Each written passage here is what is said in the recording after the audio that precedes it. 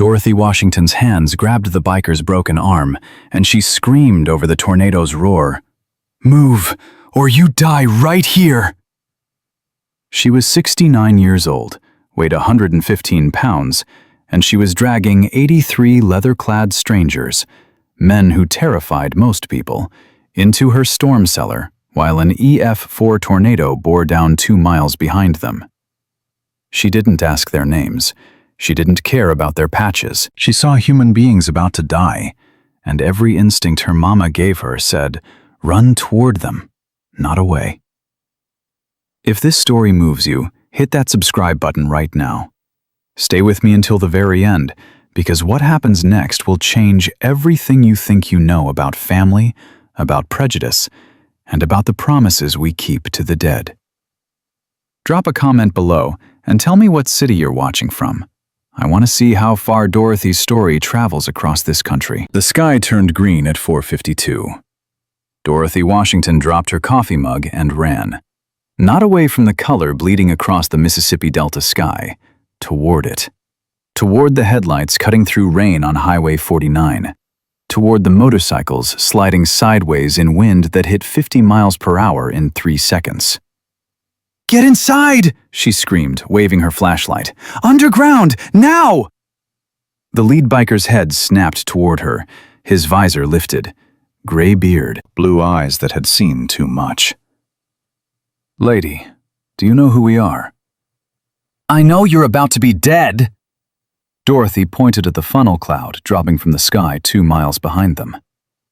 "That tornado doesn't care about your patches." A bike went down. The rider hit asphalt hard. His scream cut through wind and rain. "His arm's broken!" someone shouted.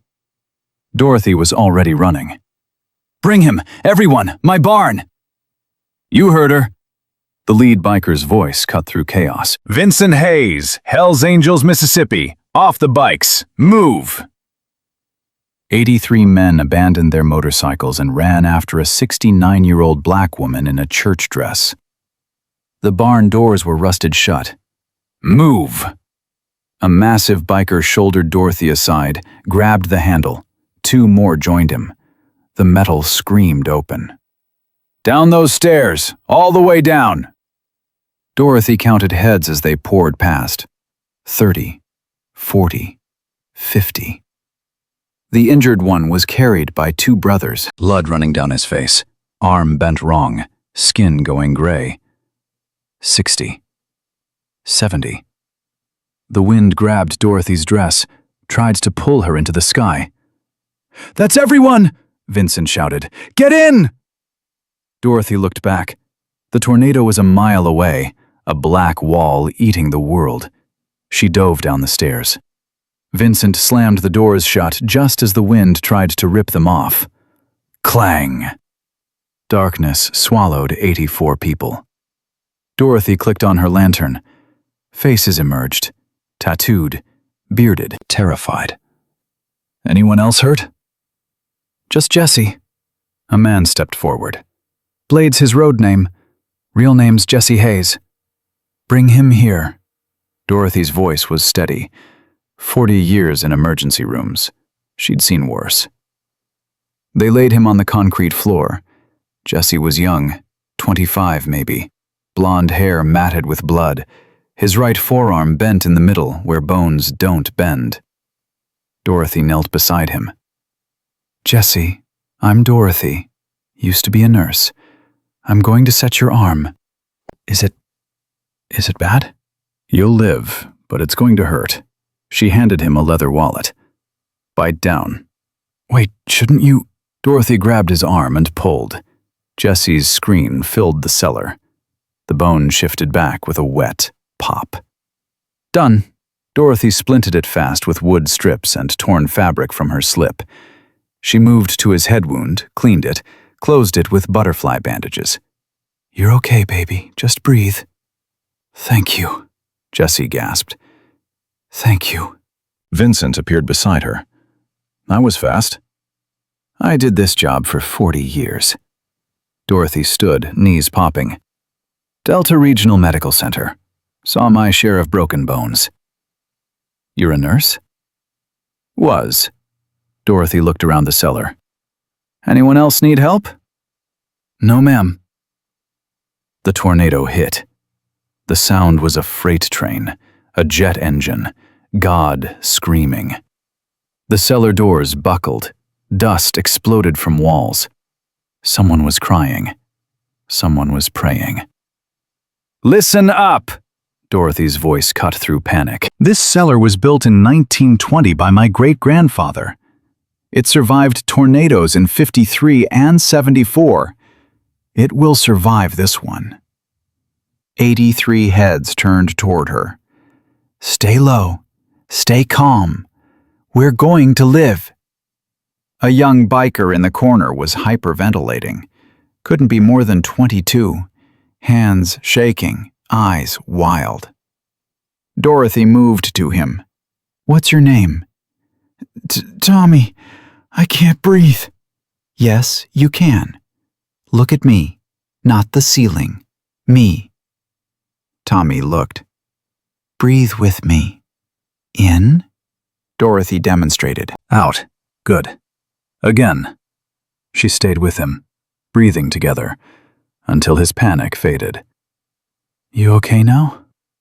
Yes, ma'am. Thank you. Tommy wiped his eyes. My brother died in a tornado. I was 9. I've been scared of them ever since. You're brave for being here anyway. I'm not brave. I'm terrified. That's what brave means, baby. Dorothy squeezed his shoulder. Being scared and doing it anyway. She moved through the cellar, checking on people, handing out blankets from her emergency supplies, water bottles, words of comfort. That's when she saw it. A tattoo on one biker's forearm, Confederate flag, Iron Cross.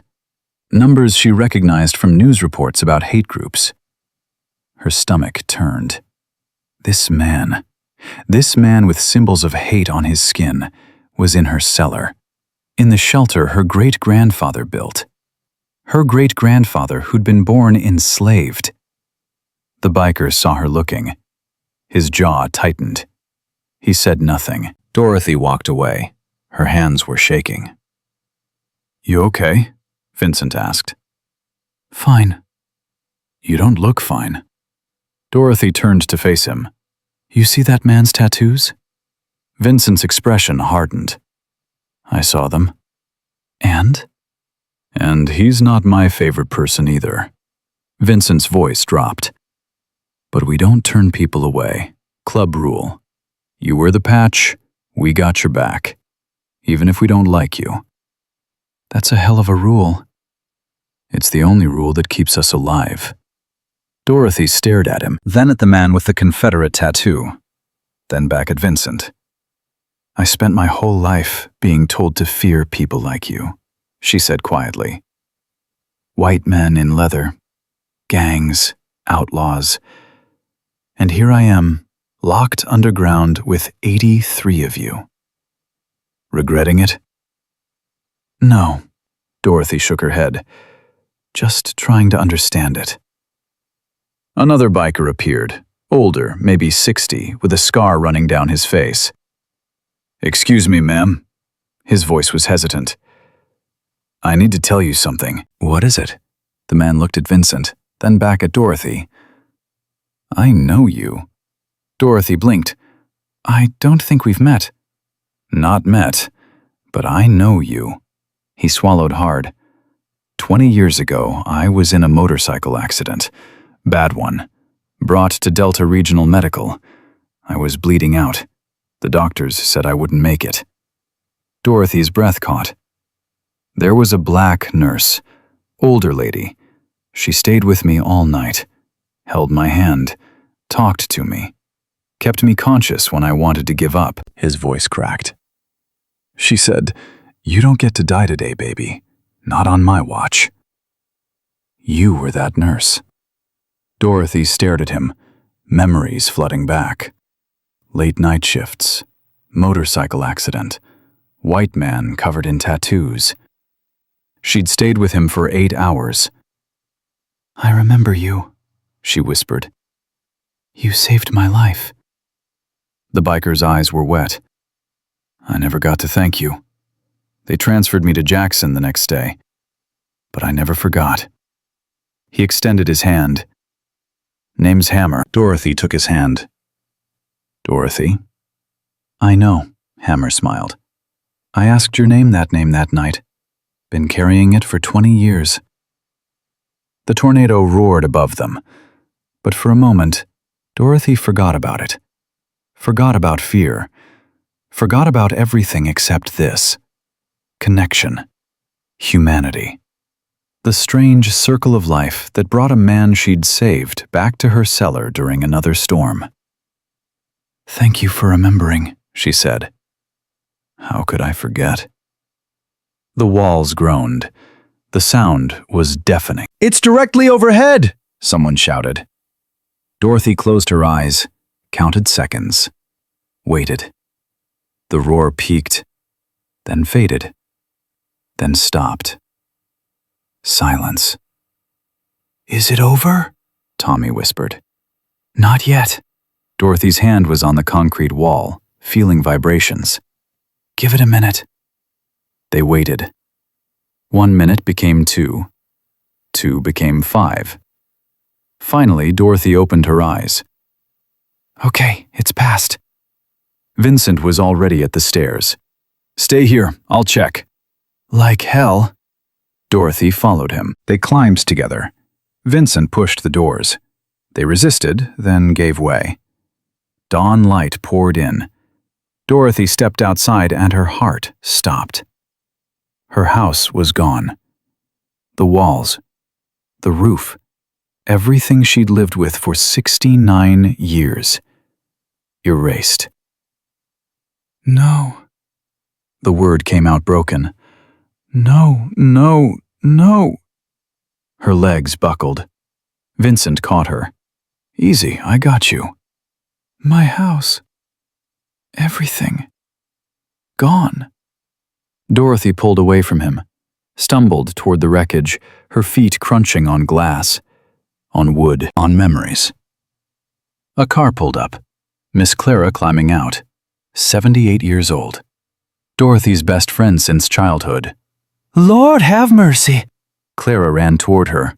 Dot, are you hurt? My house. I can see that baby. Come stay with me. No. Dorothy. This is my land, Clara. Dorothy's voice hardened. My great-grandfather's land. James is buried here. I'm not leaving. But those men, those bikers, they saved my life. I saved theirs. That's all you need to know. Clara stared at the Hells Angels emerging from the cellar, her face tight with worry. Dot, people are talking. Reverend Thomas called me. The whole town's scared. White biker gang at your property. Then the whole town can mind their business. I'm trying to protect you. I don't need protecting. Dorothy turned to face her friend. I need people to trust me. I need people to see these men helped me when they didn't have to. They could have left, Clara. Could have gotten on their bikes and rode away. But they stayed. Clara opened her mouth, closed it, finally nodded. You're the stubbornest woman I know. Learned from the best. Dorothy hugged her. Thank you for caring. But I'm okay. Clara left, but Dorothy saw her looking back. Worried. Afraid. Dorothy returned to the wreckage, started digging through debris with her bare hands. What are you looking for? Vincent asked. Anything. Everything. I don't. Her hand touched something. A picture frame. She pulled it out. Water damaged. Glass cracked. But the photo inside was visible. Her son, Marcus, standing in his Postal Service uniform, 25 years old, smiling like he owned the world. Dorothy fell to her knees. My son, she whispered. This is all I have left of my son. Vincent crouched beside her. What happened to him? Murdered, 18 years ago. Dorothy's voice was hollow. Chicago. Gang violence. Police said, wrong place, wrong time. She touched Marcus's face. They never found who did it. Never got justice. Never got answers. I buried my boy not knowing why someone took him from me. Vincent went completely still. Dorothy looked up, saw his face, saw recognition there. Shock. Fear. What? She asked. Nothing. Don't you lie to me. Dorothy stood, still clutching the photo. You know something. I don't. Your face just went white. Dorothy stepped toward him. You recognized him. I saw it. Vincent's jaw tightened. I need to make some calls. Tell me what you know about my son. I can't. Not yet. What do you mean you can't? I need to verify something first. Vincent pulled out his phone. I need to be absolutely certain before I say anything. Certain about what? Vincent looked at the photograph, then at Dorothy. Give me 5 days. 5 days? Please. His voice dropped. If I'm wrong, I'll destroy you. If I'm right, everything you know about Marcus is about to change. Dorothy's heart was pounding. What aren't you telling me? Everything. Vincent turned away. But I will. 5 days. I swear on my life. He walked toward the barn, already dialing. Dorothy stood in the ruins of her life, holding a photo of her dead son, watching a stranger who somehow knew Marcus. That's when she saw it. Something in the rubble. Black leather. Red stitching. She reached down and pulled it out. A Hell's Angels patch. Death's head. Wings. Bottom rocker that read, Chicago. Dorothy's breath stopped. This patch wasn't old, wasn't weathered. It was in her house, in her debris. But how? Why? She'd never known any Hell's Angels, never had bikers in her home. So where did this come from? Unless... No, Dorothy whispered. That's not possible. But her hands were shaking, her mind racing, connecting dots she didn't want to connect. Marcus lived in Chicago. Marcus died in Chicago, and now a Chicago Hell's Angels patch was in her house. Vincent! She ran toward him. Vincent, wait! He turned, saw the patch in her hands. His face went completely white. Where did you get that? In my house. In the rubble. Why is there a Hell's Angels patch in my house? Vincent stared at her, at the patch, back at her. Did Marcus? Dorothy's voice broke. Was my son... 5 days, Vincent said. Please, Dorothy, let me verify. Let me be sure. Then I'll tell you everything. Tell me now. I can't. Vincent's voice cracked. Not until I know for certain. Not until I talk to people who knew him. Not until I have proof. Proof of what? Vincent looked at the patch, then at Dorothy. That your son was one of us. The world tilted. Dorothy's knees gave out. Vincent caught her before she hit the ground. Marcus was a Hell's Angel? She whispered. I don't know. That's what I need to verify. Vincent held her steady. But if he was one of ours, then everything the police told you about his death is a lie. Dorothy couldn't breathe, couldn't think. Marcus, her son, a Hell's Angel? Impossible. He was a postal worker, quiet, respectable. But he'd been distant the last few years, secretive. Always had money but vague about his job. Visited twice a year and left quickly. What if she'd never really known him at all? 5 days, Vincent said again. I'll come back. With answers. With proof. With the truth. What if I don't want the truth? You do. Vincent's eyes held hers. You've wanted it for 18 years. And Dorothy? I think you're about to get it. All of it. But you have to give me time to do this right. Dorothy stared at the patch in her hands, at her son's photograph, at Vincent's face. 5 days, she said. You have 5 days. And then you tell me everything. No matter what you find. No matter what it means. You tell me the truth about my son. I will. I promise. Vincent started to leave, then stopped, pulled a card from his vest.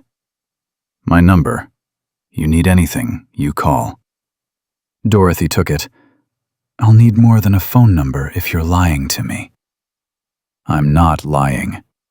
Vincent looked at her, really looked. Your son, if he was who I think he was a good man, a hero, and you deserve to know what really happened to him. He walked away. Dorothy watched him go, watched 83 bikers mount their motorcycles, watched them ride away down Highway 49. She stood alone in the ruins of her house, holding a photograph and a Hell's Angels patch. And for the first time in 18 years, Dorothy Washington felt something other than grief. She felt fury. Because if Marcus had been a Hell's Angel, if he'd kept that secret from her, if the police had lied about his death, someone was going to answer for it. Someone was going to tell her the truth. And God help them if they didn't. Tom appeared beside her. You okay, ma'am? No. Dorothy looked at him. But I will be. In 5 days, I'm going to get answers. And then... She clutched the patch tighter. Then things are going to change. Need anything before we go? Dorothy thought about it. About her destroyed house. About her questions. About the fury building in her chest. Yeah, she said. I need you to give Vincent a message. What message? Dorothy met Tommy's eyes. Tell him if he doesn't come back in 5 days, I'll come find him myself. And I won't be as polite the second time. Tommy almost smiled. Yes, ma'am. He walked away. Dorothy stood alone. Reverend Thomas's car pulled up.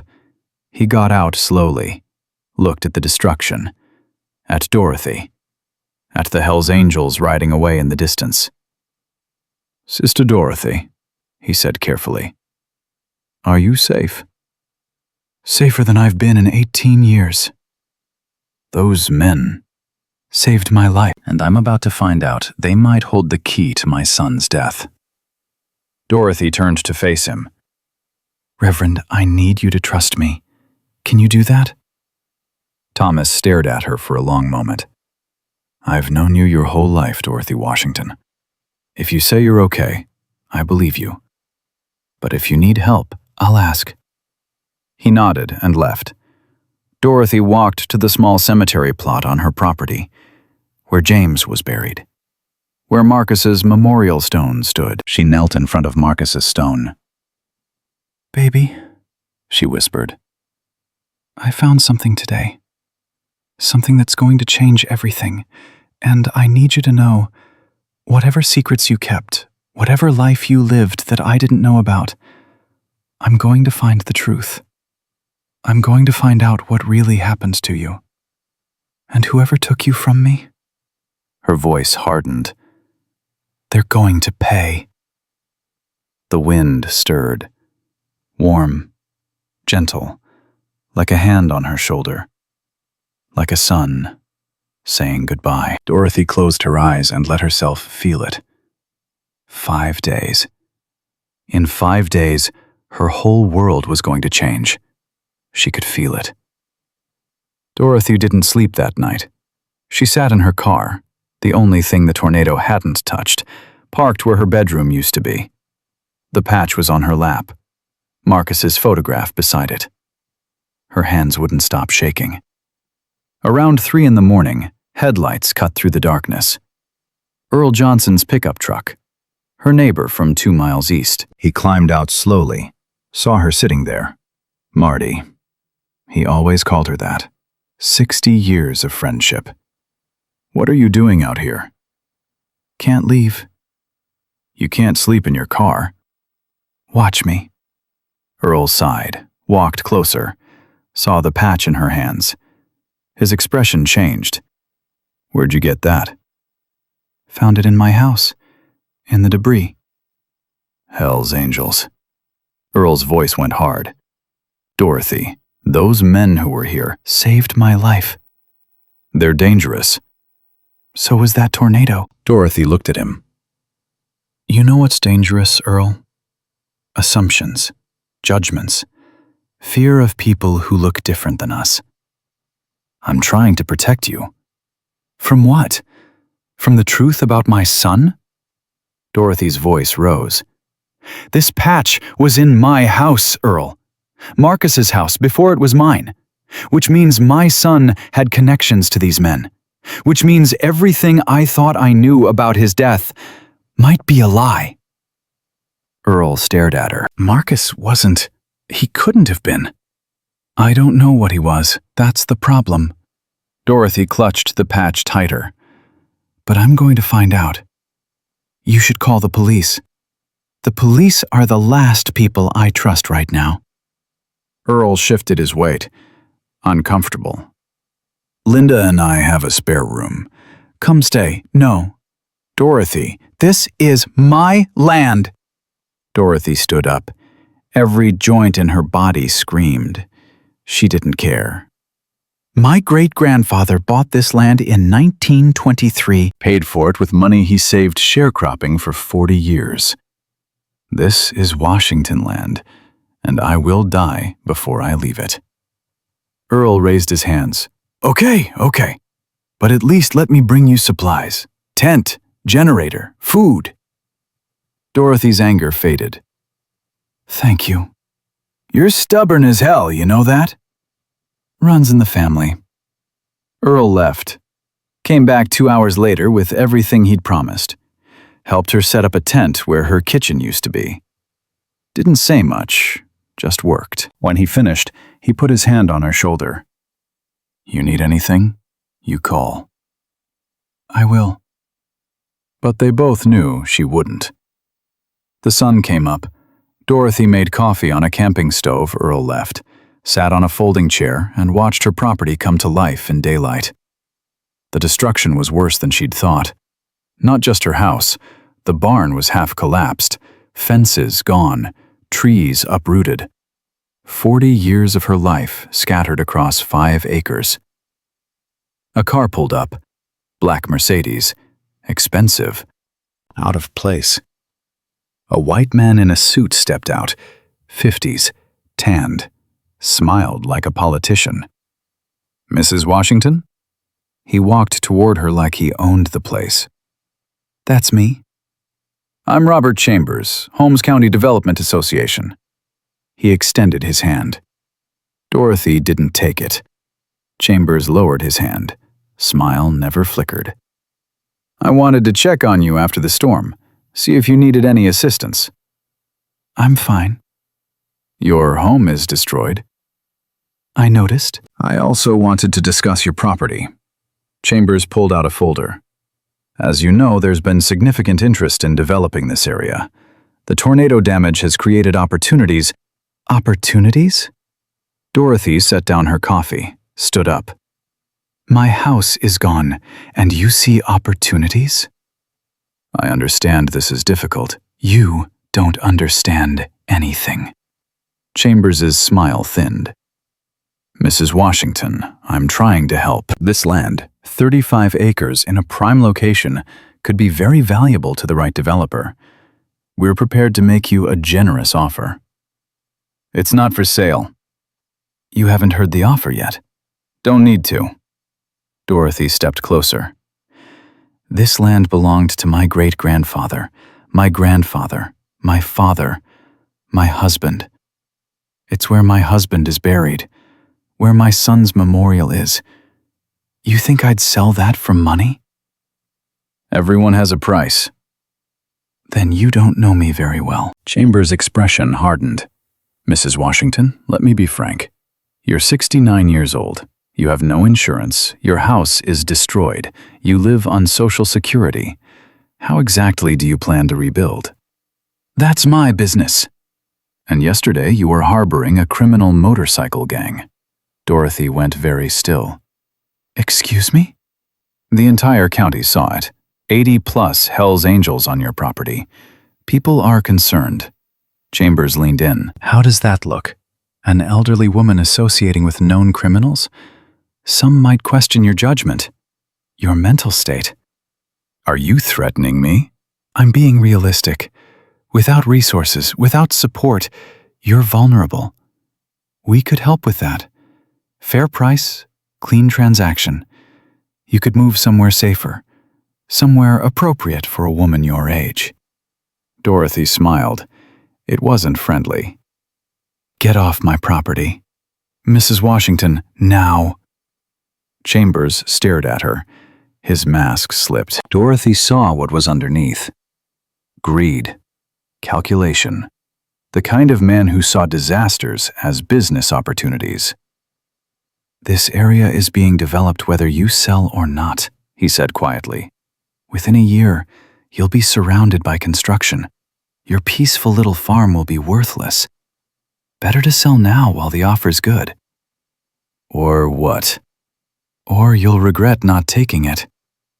Dorothy walked to her tent, came back with a shotgun Earl had left her. Didn't point it at Chambers. Didn't need to. I said, get off my land. Chambers backed toward his car. You're making a mistake. Won't be my first. Won't be my last. He drove away, tires spitting gravel. Dorothy's hands were shaking. She set the shotgun down, sat heavily in her chair. That's when Miss Clara arrived. Saw that fancy car leaving. Clara pulled up another folding chair, sat down. What'd he want? My land. Course he did. Vultures always come after disasters. Clara poured herself coffee without asking. That's what 50 years of friendship looked like. You tell him no? With a shotgun? Clara laughed, actually laughed. That's my girl. Then her expression turned serious. Dot, we need to talk about yesterday. About those bikers. Here we go. The whole town is talking. White motorcycle gang, that young man with the broken arm. People saw you tearing your slip to bandage him. He was hurt. I know that. You know that. But people are scared. Clara leaned forward. Reverend Thomas got 3 calls last night. Mrs. Henderson locked her doors for the first time in 30 years. And there's talk. She hesitated. What talk? That you've lost your mind. That grief over Marcus finally broke you. That you're not safe out here alone. Dorothy stared at her oldest friend. You believe that? Course not. But I'm worried. Clara took Dorothy's hand. You found a Hell's Angels patch in your house. You think Marcus was involved with them. Dot, what if you're wrong? What if you're seeing connections that aren't there? Then why did Vincent recognize his picture? Maybe Marcus just looked like someone he knew. No. Dorothy pulled her hand back. I saw his face, Clara. That was recognition. That was shock. Vincent knows something about my son, and in 4 more days, I'm going to find out what. Clara was quiet for a long moment. And if it's bad? If Marcus really was in a gang? If everything you believed about him was a lie? Then I'll deal with it. How? Dorothy looked at the ruins of her house, at the tent where her kitchen used to be, at the cemetery plot where James was buried and Marcus's stone stood. However I have to. The day crawled by. Dorothy sorted through debris, found small things, a coffee mug, James's reading glasses, a photo album water-damaged beyond saving.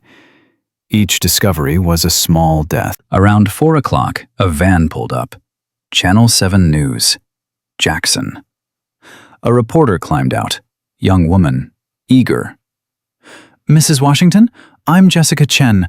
I'd love to talk to you about yesterday, about how you saved those bikers. No. It would only take a few minutes. I said no. People want to know your story, how you risked your life. Dorothy walked toward her. You want a story? Here's your story. An old black woman lost everything in a tornado. Her house, her possessions, 40 years of memories. But instead of focusing on that, you want to talk about the bikers. Because that's what sells. That's what gets clicks. Jessica blinked.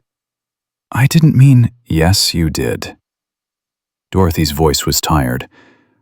Now get off my property before I lose what's left of my patience. Jessica left, but Dorothy knew she wouldn't be the last. That night, Dorothy sat in her tent and called the number on Vincent's card. He answered on the second ring. Dorothy, have you found anything yet? I'm working on it. That's not an answer. Vincent was quiet for a moment. I've made calls, talked to people. There are pieces, things that fit, but I need more time to confirm. Confirm what? That your son was who I think he was. Dorothy's heart pounded. Was Marcus a Hell's Angel? Dorothy, answer me. I can't. Not yet. Not until I'm sure. Vincent's voice was strained. But I promise you, when I come back, I'll tell you everything, the whole truth, no matter how hard it is to hear. How hard is it going to be? Vincent didn't answer right away. Hard enough that you should prepare yourself. I've been preparing for 18 years. Not for this. Dorothy closed her eyes. 4 more days. 4 more days. How are you holding up? My house is gone. A developer threatened me. The whole town thinks I've lost my mind. And I'm sleeping in a tent on land my great-grandfather bought 90 years ago. Dorothy opened her eyes. I'm surviving. That's all I've ever done. You're stronger than that. Am I? You ran into a tornado to save strangers. That's not just surviving. That's living. Dorothy was quiet for a moment. Vincent? Yeah? If you're lying to me, if you're playing some kind of game, I'm not. Then why won't you tell me now? Because I need proof. Because if I'm wrong, I'll destroy your memory of your son. And if I'm right... Vincent took a deep breath. If I'm right, everything you know about Marcus's death is a lie. And you deserve to hear that with evidence, with witnesses, with truth that can't be denied. Dorothy's hand tightened on the phone. Who killed my son? I don't know yet, but I'm going to find out. Promise me. I promise. Dorothy hung up, sat in the darkness, listened to night sounds, crickets, wind, the creak of her tent. She pulled out Marcus's photograph, studied his face by lantern light. Who were you, baby? She whispered. What life did you live that I never knew about? The photograph didn't answer, but Dorothy was starting to form a picture, pieces falling into place. Marcus's secretiveness, his money, his quick visits, his distance. He'd been hiding something big, and in 4 days, she'd know what. Day 2 dawned gray and cold. Dorothy woke to rain. Not tornado rain, just steady, miserable drizzle. She made coffee, ate crackers for breakfast, tried not to think about how her life had become camping on her own land. A truck pulled up, Earl again, this time with his wife Linda. We brought food. Linda climbed out with casserole dishes. And I won't take no for an answer. Linda, hush, you're eating. Linda set up a folding table, started arranging containers. Fried chicken, collard greens, cornbread. Earl told me about Chambers. That man's been circling this land like a buzzard for 5 years. He's not getting it. Good. Linda handed Dorothy a plate. Eat. They ate together, 3 old friends, rain falling around them. It felt almost normal, until Linda said, "Dot, I need to ask you something." Dorothy looked up. "Those bikers yesterday, the Hells Angels." Linda chose her words carefully. "Did they hurt you? Threaten you? Force you to help them?" Dorothy set down her fork. "No." "Then why did I help them?" "Because they were about to die. Because I had a cellar and they didn't. Because it was the right thing to do." But their reputation is fear. Myth. Stories people tell. Dorothy met Linda's eyes. "I saw their faces in that cellar. I saw fear, gratitude, humanity. They weren't monsters. They were men caught in a storm." Earl shifted uncomfortably. "One of them had a Confederate flag tattoo. I saw it on the news footage." Dorothy went still. "What news footage?" "Someone recorded video, posted it online." Earl pulled out his phone, showed her. Dorothy watched herself on a shaky cell phone video, running toward the bikers, waving her flashlight, shouting. The video had been viewed 40,000 times. Comments scrolled below, some supportive, some vicious. "She's a hero. Those are criminals. She's crazy. Black woman saves white supremacists. Ironic. This is staged. Fake news." Dorothy handed the phone back. "I don't care what people think." "You should." Linda's voice was gentle. "People are talking about getting you evaluated. Mental health check. Some folks think you're not capable of living alone. Let them think what they want. Dot, if they get a court order, if they declare you unfit, they can try." Dorothy's voice was steel. "But I've got 40 years of nursing records proving my competence. I've got my own medical records, and I've got a lawyer who'll fight any attempt to take my land." "You have a lawyer?" "I will by tomorrow." Linda and Earl exchanged looks. "Just be careful," Linda said finally. "That's all we're asking." They left. Dorothy sat alone in the rain. Her phone buzzed. Text message.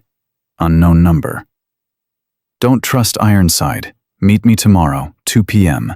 Baptist Church Cemetery. Come alone. Hammer." Dorothy read it 3 times. Hammer. The man who recognized her from 20 years ago. The man she'd saved. Why would he tell her not to trust Vincent? What did he know? Dorothy texted back, "Why?" The response came immediately. "Because he's not telling you everything, and you deserve the whole truth." Dorothy stared at her phone, at the message, at the choice in front of her. Trust Vincent, or trust Hammer, or trust no one. She put the phone away, made her decision. Tomorrow, 2 p.m., Baptist Church Cemetery. She'd be there. Day 3. Dorothy spent the morning at Mount Zion Baptist. Reverend Thomas had called, asked her to come, said it was important. She walked into his office, found 5 people waiting: Reverend Thomas, Miss Clara, Earl and Linda, and Sheriff Marcus Webb. Dorothy's stomach dropped. "What is this?" "An intervention," Clara said quietly. "We're worried about you." "I'm fine." Sheriff Webb stood. They'd known each other 30 years. He'd been at James's funeral, at Marcus's memorial service. "Dorothy, I need to ask you some questions about yesterday, about the Hells Angels." "What about them?" "Did they coerce you? Threaten you? Force you to provide shelter?" "No." "Then why did you help them?" "Because they were about to die in a tornado and I had a cellar." Webb wrote something in his notepad. "Several witnesses reported seeing you run toward them, waving a flashlight, shouting. That's right. Why would you do that? Approach a known criminal organization. Dorothy felt her temper rising. Because they're human beings. Because I took an oath 40 years ago to help people. Because it was the right thing to do. Or because you're not thinking clearly. Webb's voice was gentle. Dorothy, you've been through trauma. Tornado, loss of your home. It would be understandable if what? If I lost my mind? Dorothy stood up. Is that what this is? You think I'm crazy? We think you're grieving, Clara said. We think you're vulnerable. You think I should be locked up. Dorothy looked at each of them. That's what this is. You want me evaluated, declared unfit, taken off my land. We want you safe, Reverend Thomas said. I am safe. You're sleeping in a tent. On my own land. Webb held up his hand. Dorothy, I'm not here to take you anywhere. But I am concerned. You're associating with dangerous people, making erratic decisions. And there are rumors. What rumors? Webb hesitated. That you found gang paraphernalia in your house. That you believe Marcus was involved with the Hells Angels. Dorothy's blood went cold. Who told you that? Is it true? Dorothy didn't answer. If you have evidence of criminal activity, Webb continued, you need to turn it over. Let us investigate. The police investigated Marcus's death 18 years ago. Found nothing. Did nothing.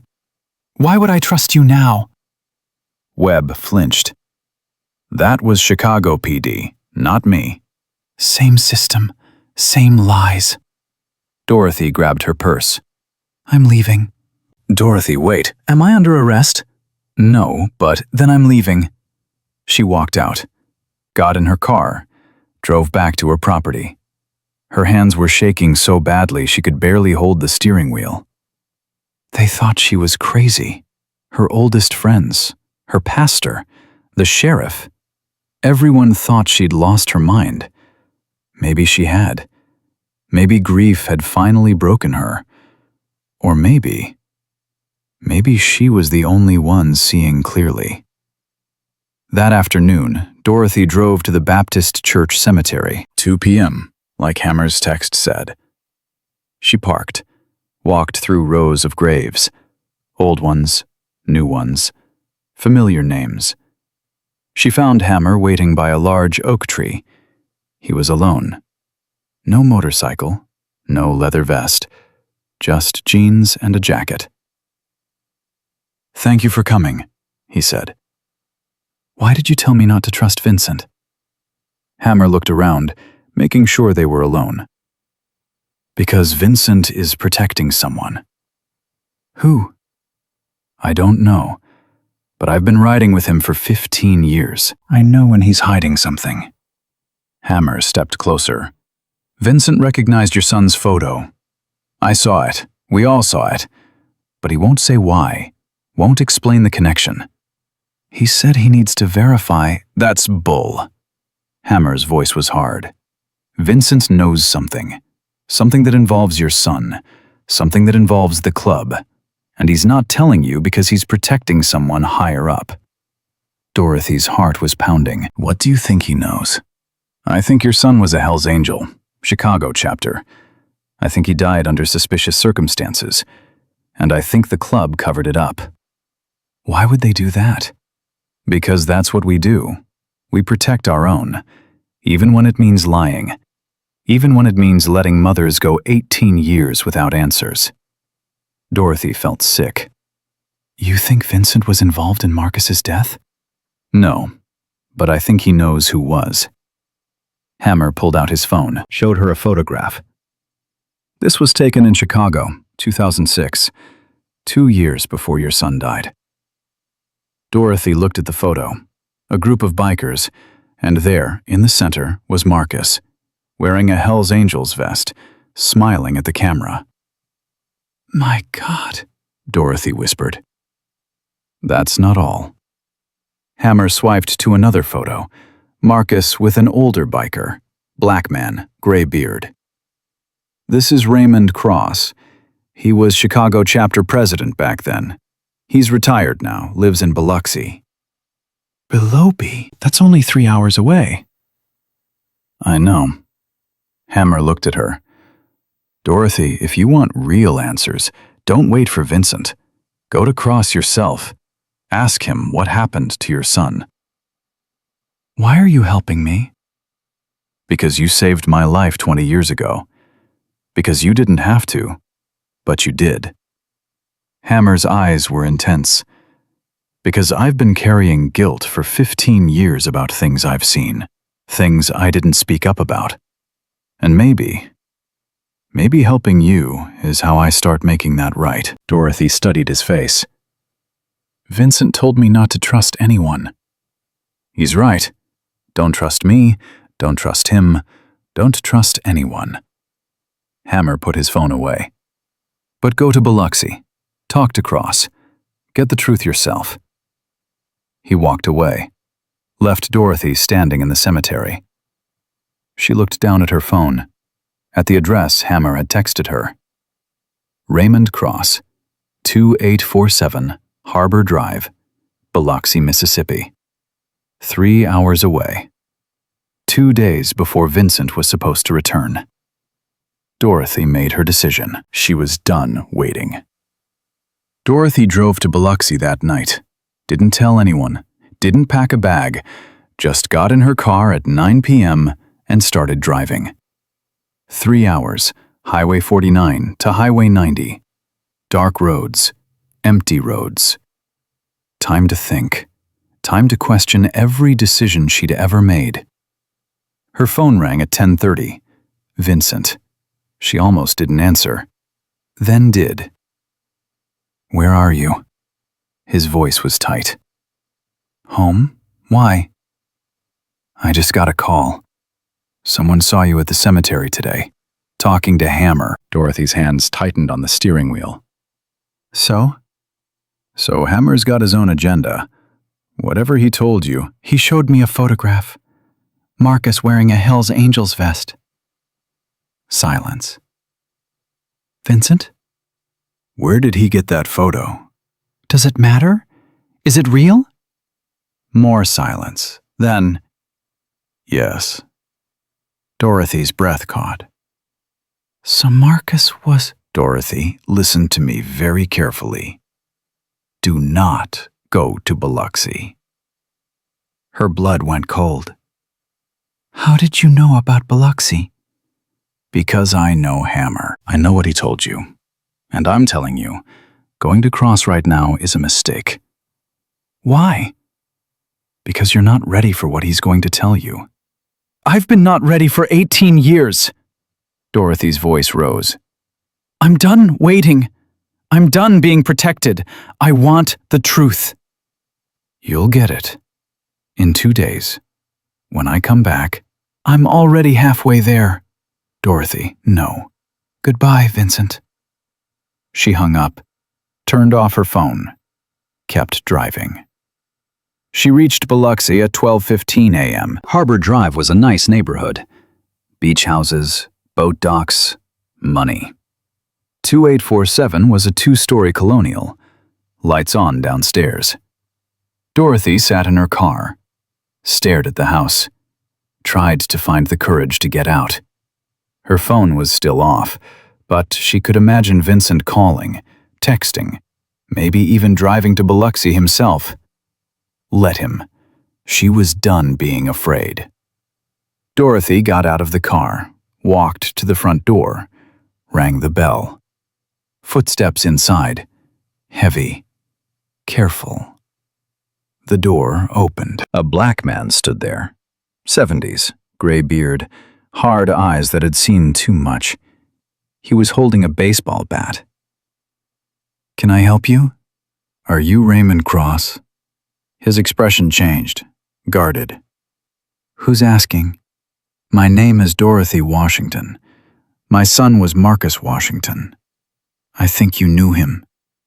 Cross went completely still. The bat lowered slightly. I don't know any Marcus Washington. Yes, you do. Dorothy pulled out the Hells Angels patch, held it up. This was in my house, in the debris after the tornado. And Hammer showed me a photograph. You and Marcus, Chicago, 2006. Cross stared at the patch, at Dorothy, back at the patch. It's after midnight. You should, please. Dorothy's voice broke. I've driven 3 hours. I buried my son 18 years ago thinking he died in gang violence. Random, meaningless. But that's not true, is it? Cross's jaw tightened. Please, Dorothy said again.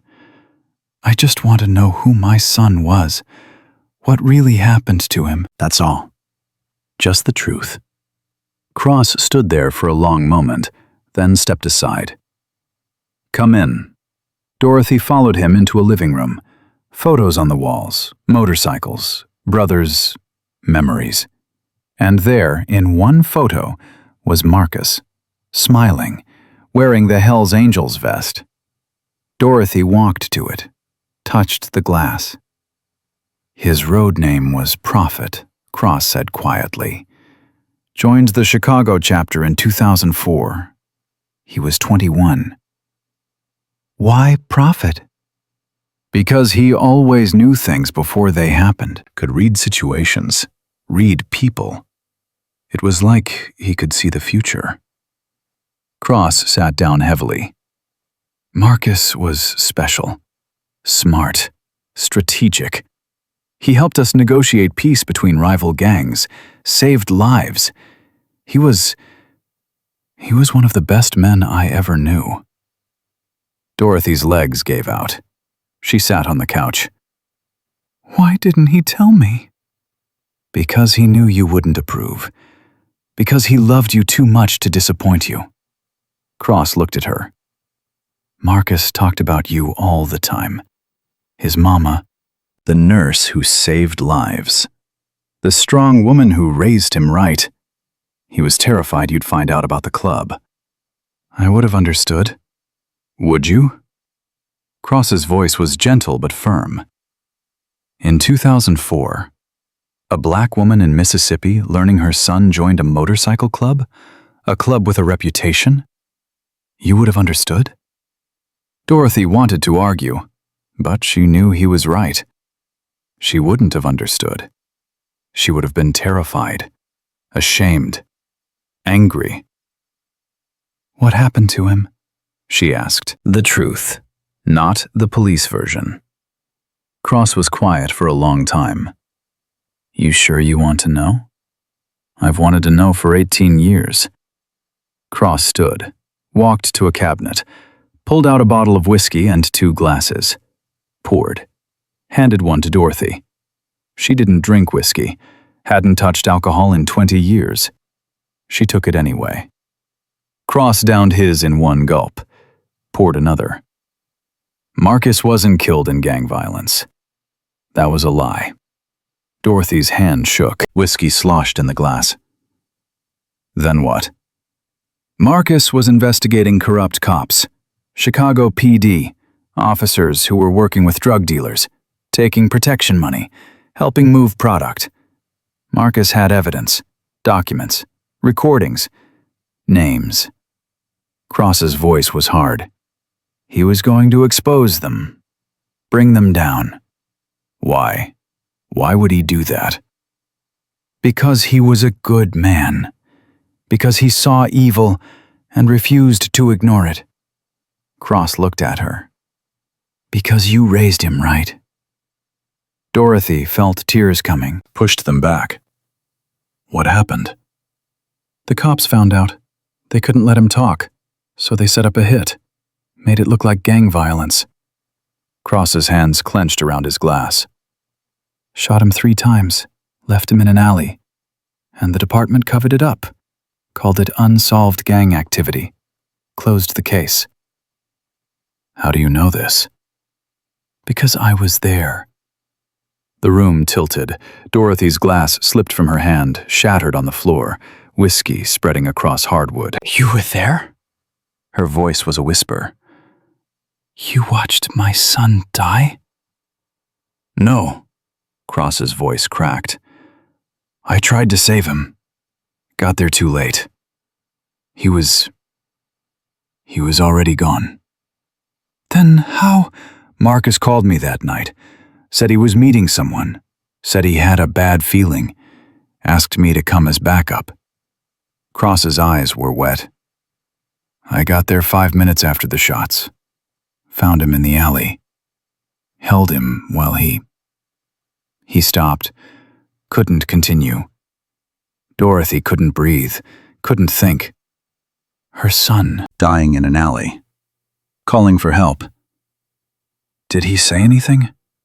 Cross wiped his eyes. He said, "Tell my mama I'm sorry. Tell her I love her.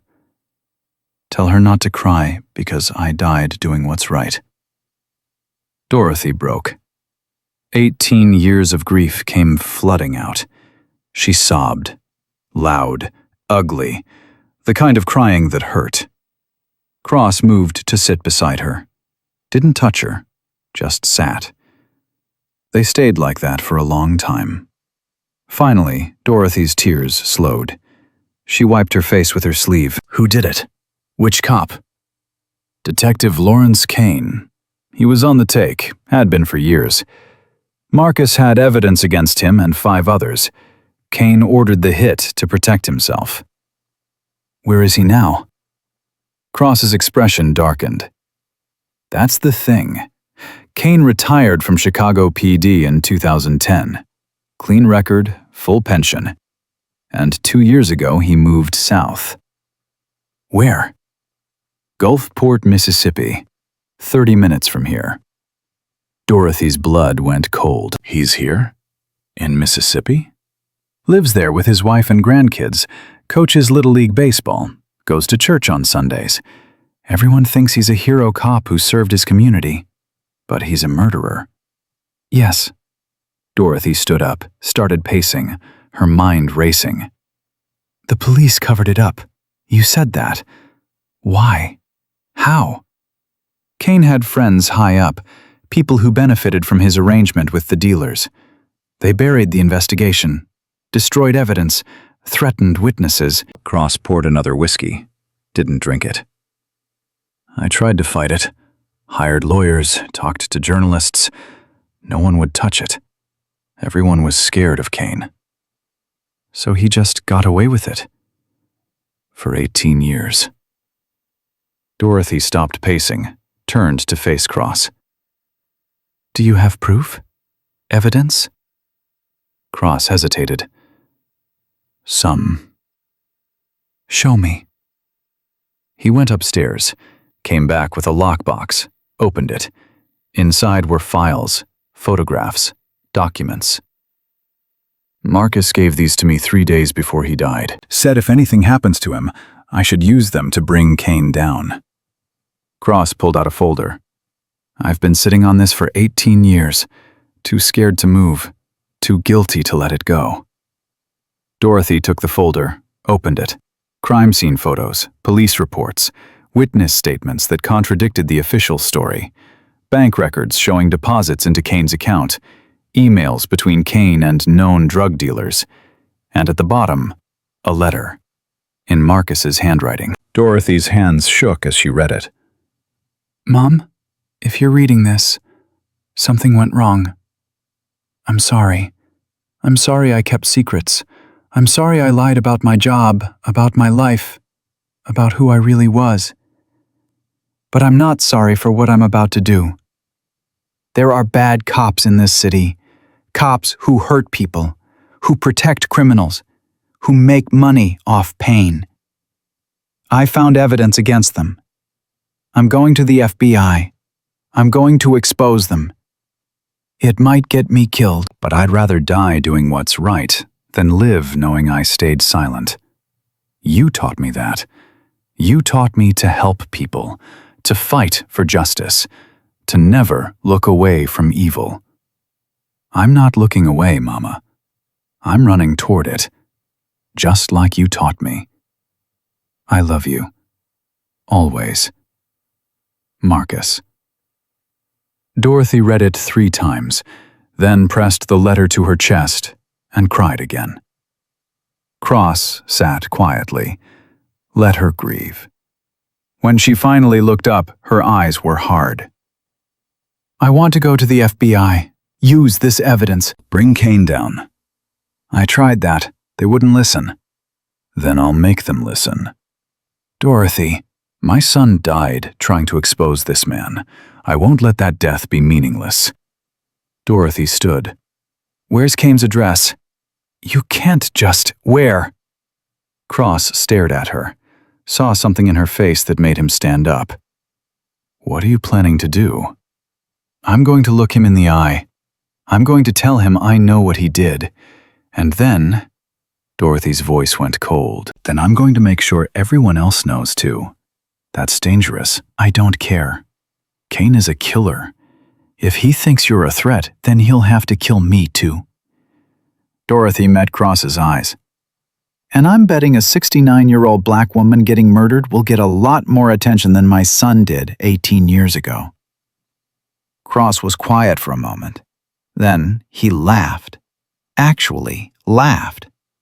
"Marcus said you were the toughest person he knew. He was right. Will you help me?" "Help you do what?" "Confront Kane. Expose him. Get justice for my son." Cross looked at the lockbox, at the evidence he'd been sitting on for 18 years, at Dorothy standing in his living room at 1 a.m. demanding justice. "Yeah," he said. "Yeah, I'll help you." "Good." Dorothy picked up the folder. "Let's start planning." They worked until 3 a.m. Cross told her everything. The night Marcus died. The investigation that went nowhere. The threats he'd received when he tried to push it.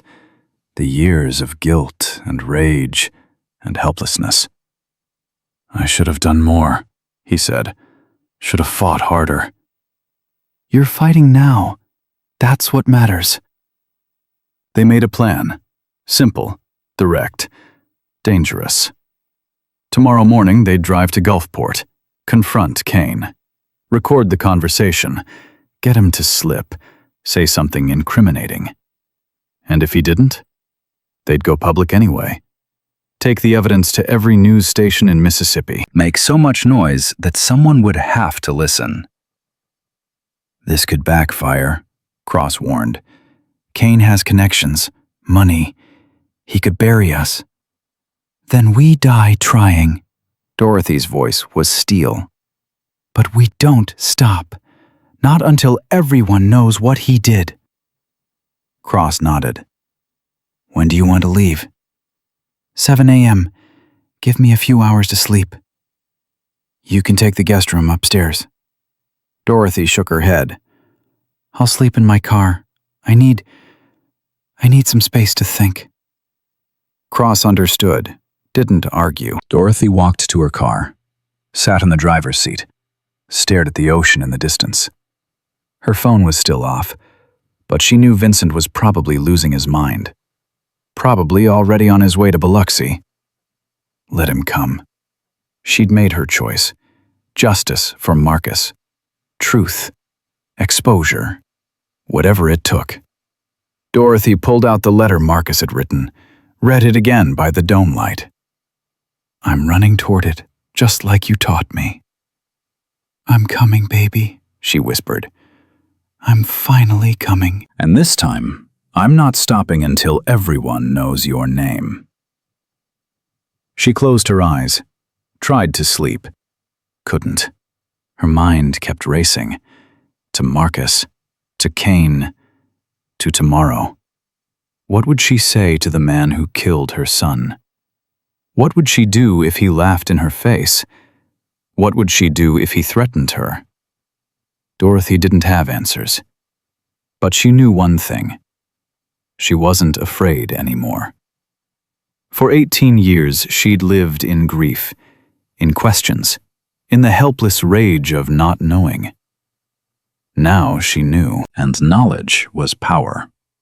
Marcus had been a hero, had died fighting evil, had left evidence to bring down his killers. And Dorothy was going to finish what he started.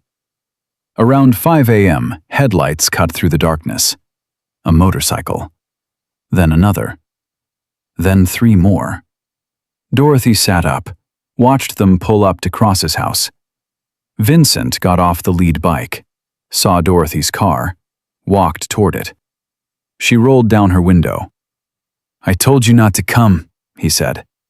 "And I told you I was done waiting." Vincent looked exhausted. "You talked to Cross." "I did." "What did he tell you?" "Everything. About Marcus being prophet, about the corrupt cops, about Kane." Dorothy met his eyes. "Why didn't you tell me?" "Because I was trying to protect you from exactly this." Vincent gestured at Cross's house. "From jumping into something dangerous before you were ready." "I've been ready for 18 years. "No, you haven't." Vincent's voice was firm. "You've been grieving. That's different, and grief makes people do reckless things." "This isn't reckless. This is justice." "It's revenge." "Maybe it's both." Dorothy opened her car door, got out, faced him. "Marcus left evidence. Cross has it. Tomorrow, we're going to confront Kane. We're going to expose him. And you can either help us or get out of the way." Vincent stared at her. "You're really going to do this?" "Yes." "Even if it gets you killed?" "Yes." Vincent was quiet for a long moment. Then he turned to the other bikers. "Wake up, Cross. We need to talk strategy." Dorothy blinked. "You're helping?" "Of course I'm helping. You're family now." Vincent almost smiled.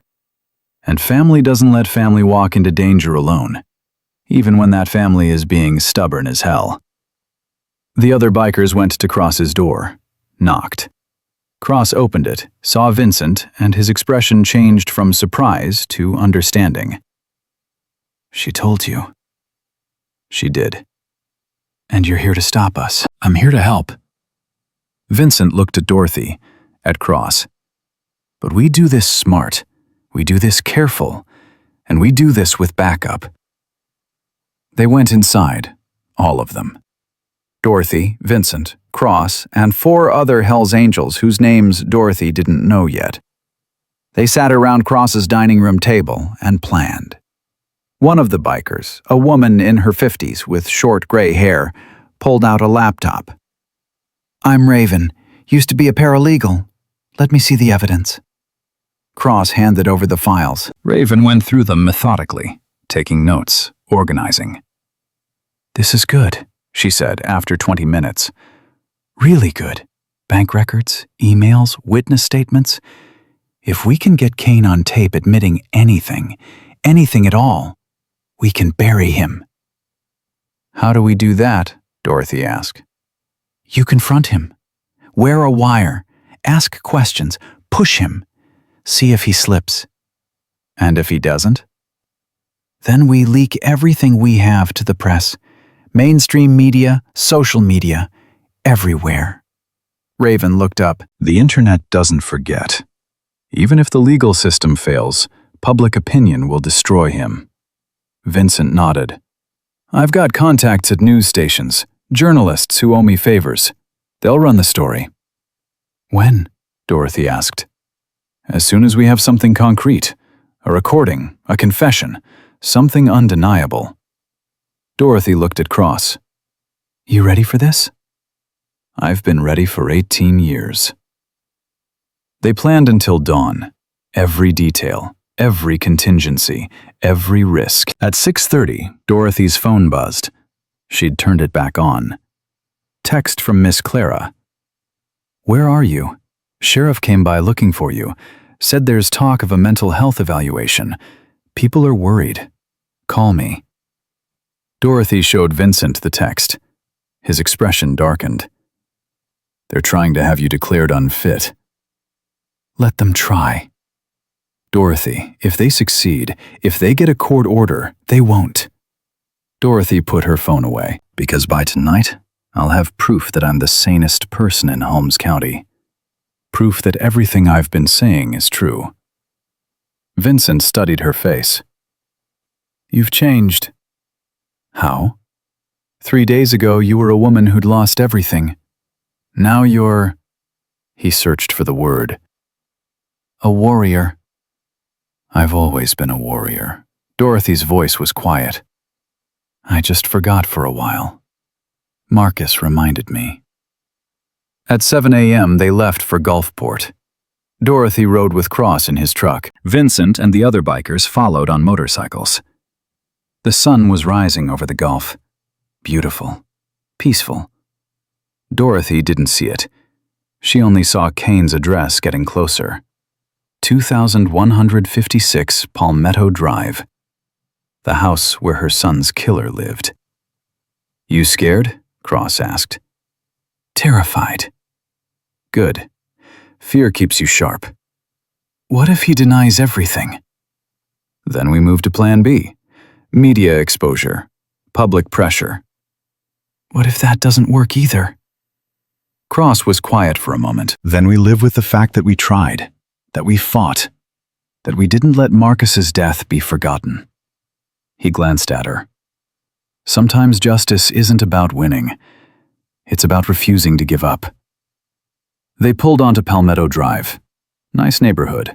Kids playing, dogs barking. Normal. 2156 was a ranch-style home. American flag out front, boat in the driveway. Dorothy's stomach churned.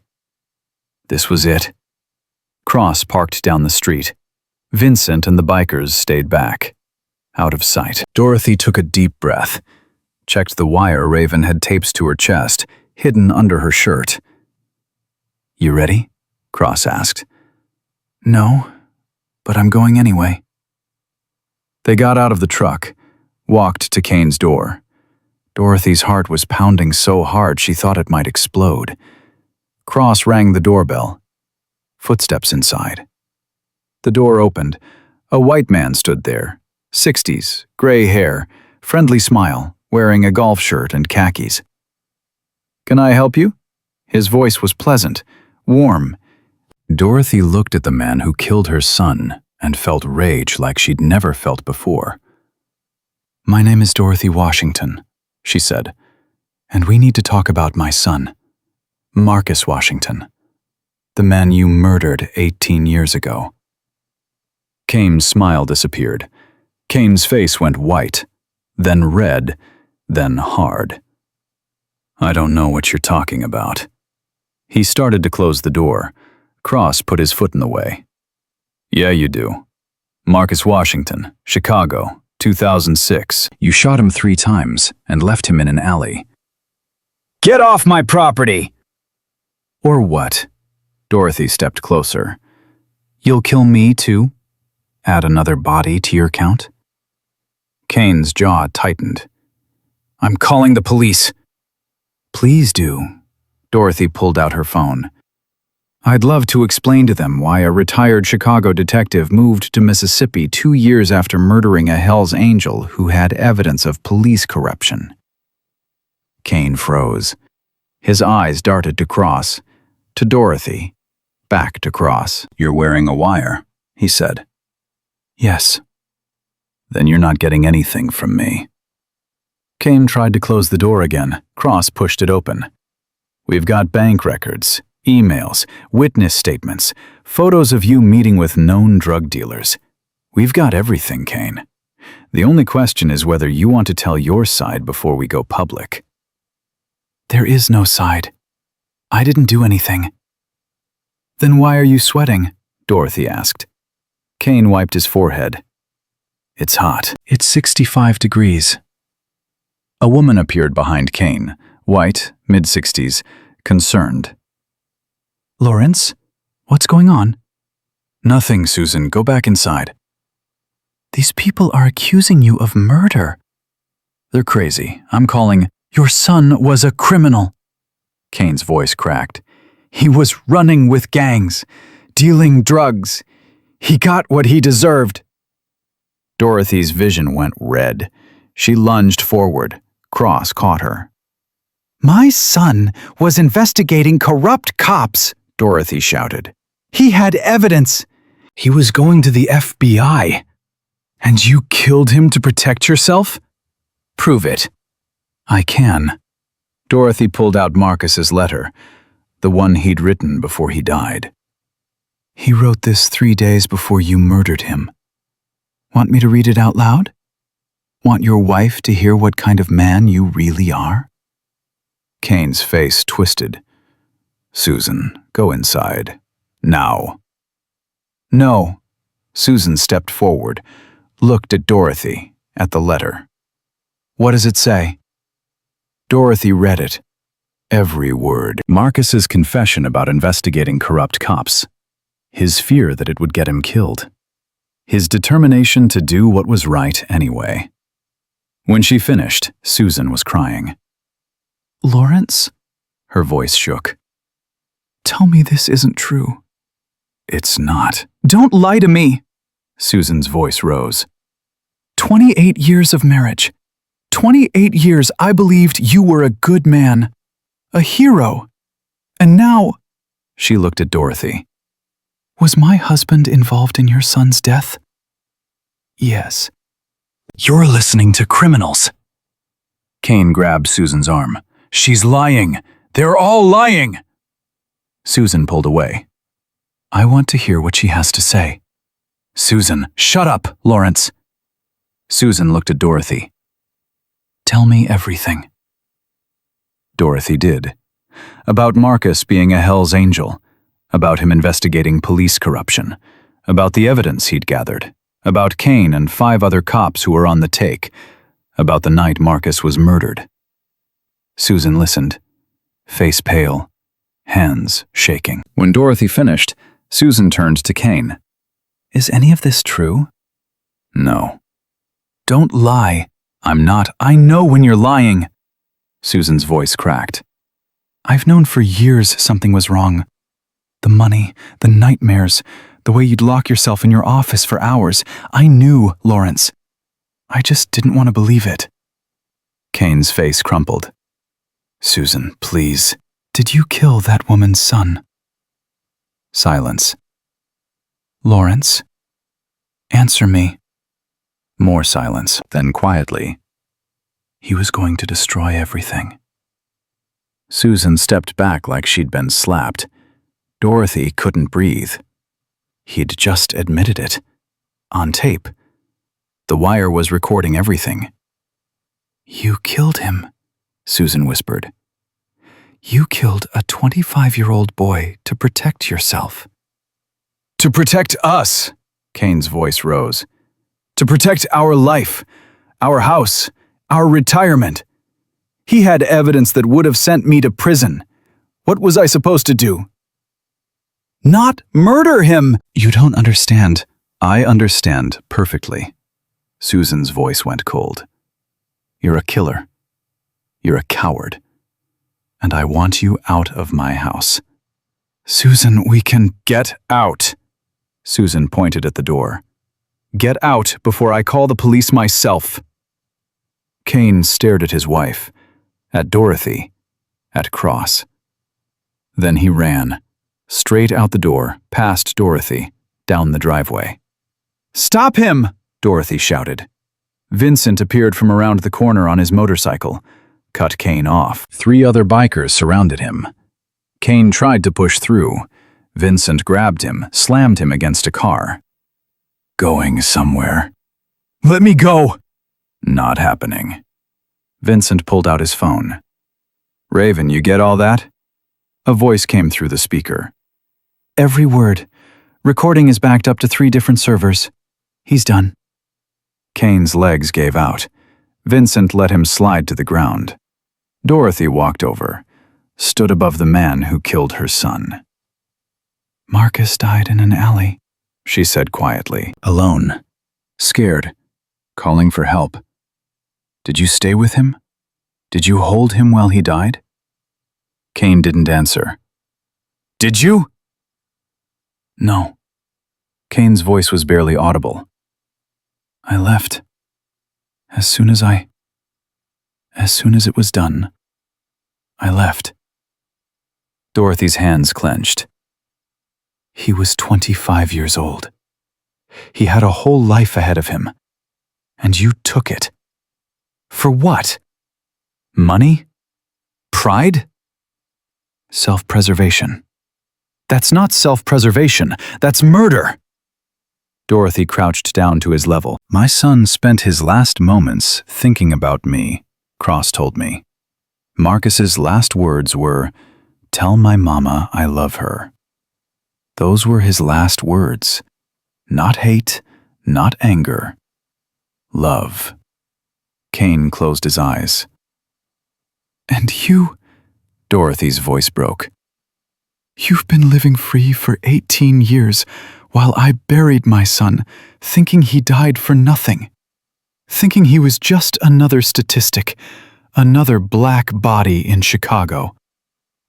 I'm sorry. No, you're not. You're sorry you got caught. That's different. Sirens in the distance, getting closer. Susan had called the police. Good, Dorothy said. Let them come. Let them hear the recording. Let them arrest you like you should have been arrested 18 years ago. Police cars pulled up, 4 of them. Officers got out, hands on weapons, seeing bikers surrounding a man on the ground. What's going on here? The lead officer demanded. This man just confessed to murder, Vincent said calmly. We have it on tape, and we're not moving until you arrest him. Everyone step back. No. Dorothy stood, faced the officer. My name is Dorothy Washington. This man, Lawrence Kane, murdered my son 18 years ago in Chicago. He was a detective. He covered it up, made it look like gang violence. And 30 minutes ago, he confessed. We have a recording. The officer looked skeptical. Ma'am, that's a serious accusation. I'm aware. Dorothy pulled out her phone, played the recording. Kane's voice filled the air. He had evidence that would have sent me to prison. What was I supposed to do? The officer's expression changed. I need everyone to stay where they are, he said. Radioed for backup, for detectives. More cars arrived, then news vans. Someone had tipped off the media. Cameras, reporters, microphones. Dorothy stood in Kane's driveway and told her story to every camera pointed at her. About Marcus, about the investigation, about the cover-up. About 18 years of grief. About justice finally arriving. A black woman pulled up in an unmarked car. 40s, professional, FBI credentials. Mrs. Washington? I'm Special Agent Nicole Freeman, FBI Civil Rights Division. She approached carefully. I've been investigating Chicago PD corruption for 3 years. Can we talk? Dorothy looked at her, at the badge, at the hope in the agent's eyes. You know about Marcus. I know about a lot of things, including 5 other families who lost loved ones to the same group of corrupt officers. Freeman looked at Kane being loaded into a police car. Your son's case was the one we could never crack. No witnesses, no evidence. Until now. I have evidence, files, documents, everything Marcus collected. Freeman's eyes widened. You have his files? Cross kept them for 18 years. Can I see them? Cross pulled the lockbox from his truck, handed it to Freeman. She went through it quickly, professional, thorough, her expression getting more intense with each page. This is everything we needed. Freeman looked up. Mrs. Washington, with this evidence and Kane's confession, we can reopen not just your son's case, but 5 others. We can bring down the entire network. How many people are we talking about? 7 Chicago PD officers. 3 are retired. 4 are still active. Freeman closed the box. And possibly 1 here in Mississippi. Dorothy's blood went cold. Who? I can't say yet. But, Freeman hesitated. Have you been threatened recently? Followed? Anything suspicious? Dorothy thought about Chambers, about the mental health evaluation, about Sheriff Webb's visit. Why? Because someone's been watching you. We picked up chatter 3 days ago, after the tornado, after you helped the Hells Angels. Someone in law enforcement flagged your name. Who? We're still investigating. But Mrs. Washington, you need protection. At least until we make arrests. Vincent stepped forward. She's got protection. 300 Hells Angels worth. Freeman looked at him, at the other bikers, at Dorothy. Unconventional, but... She almost smiled.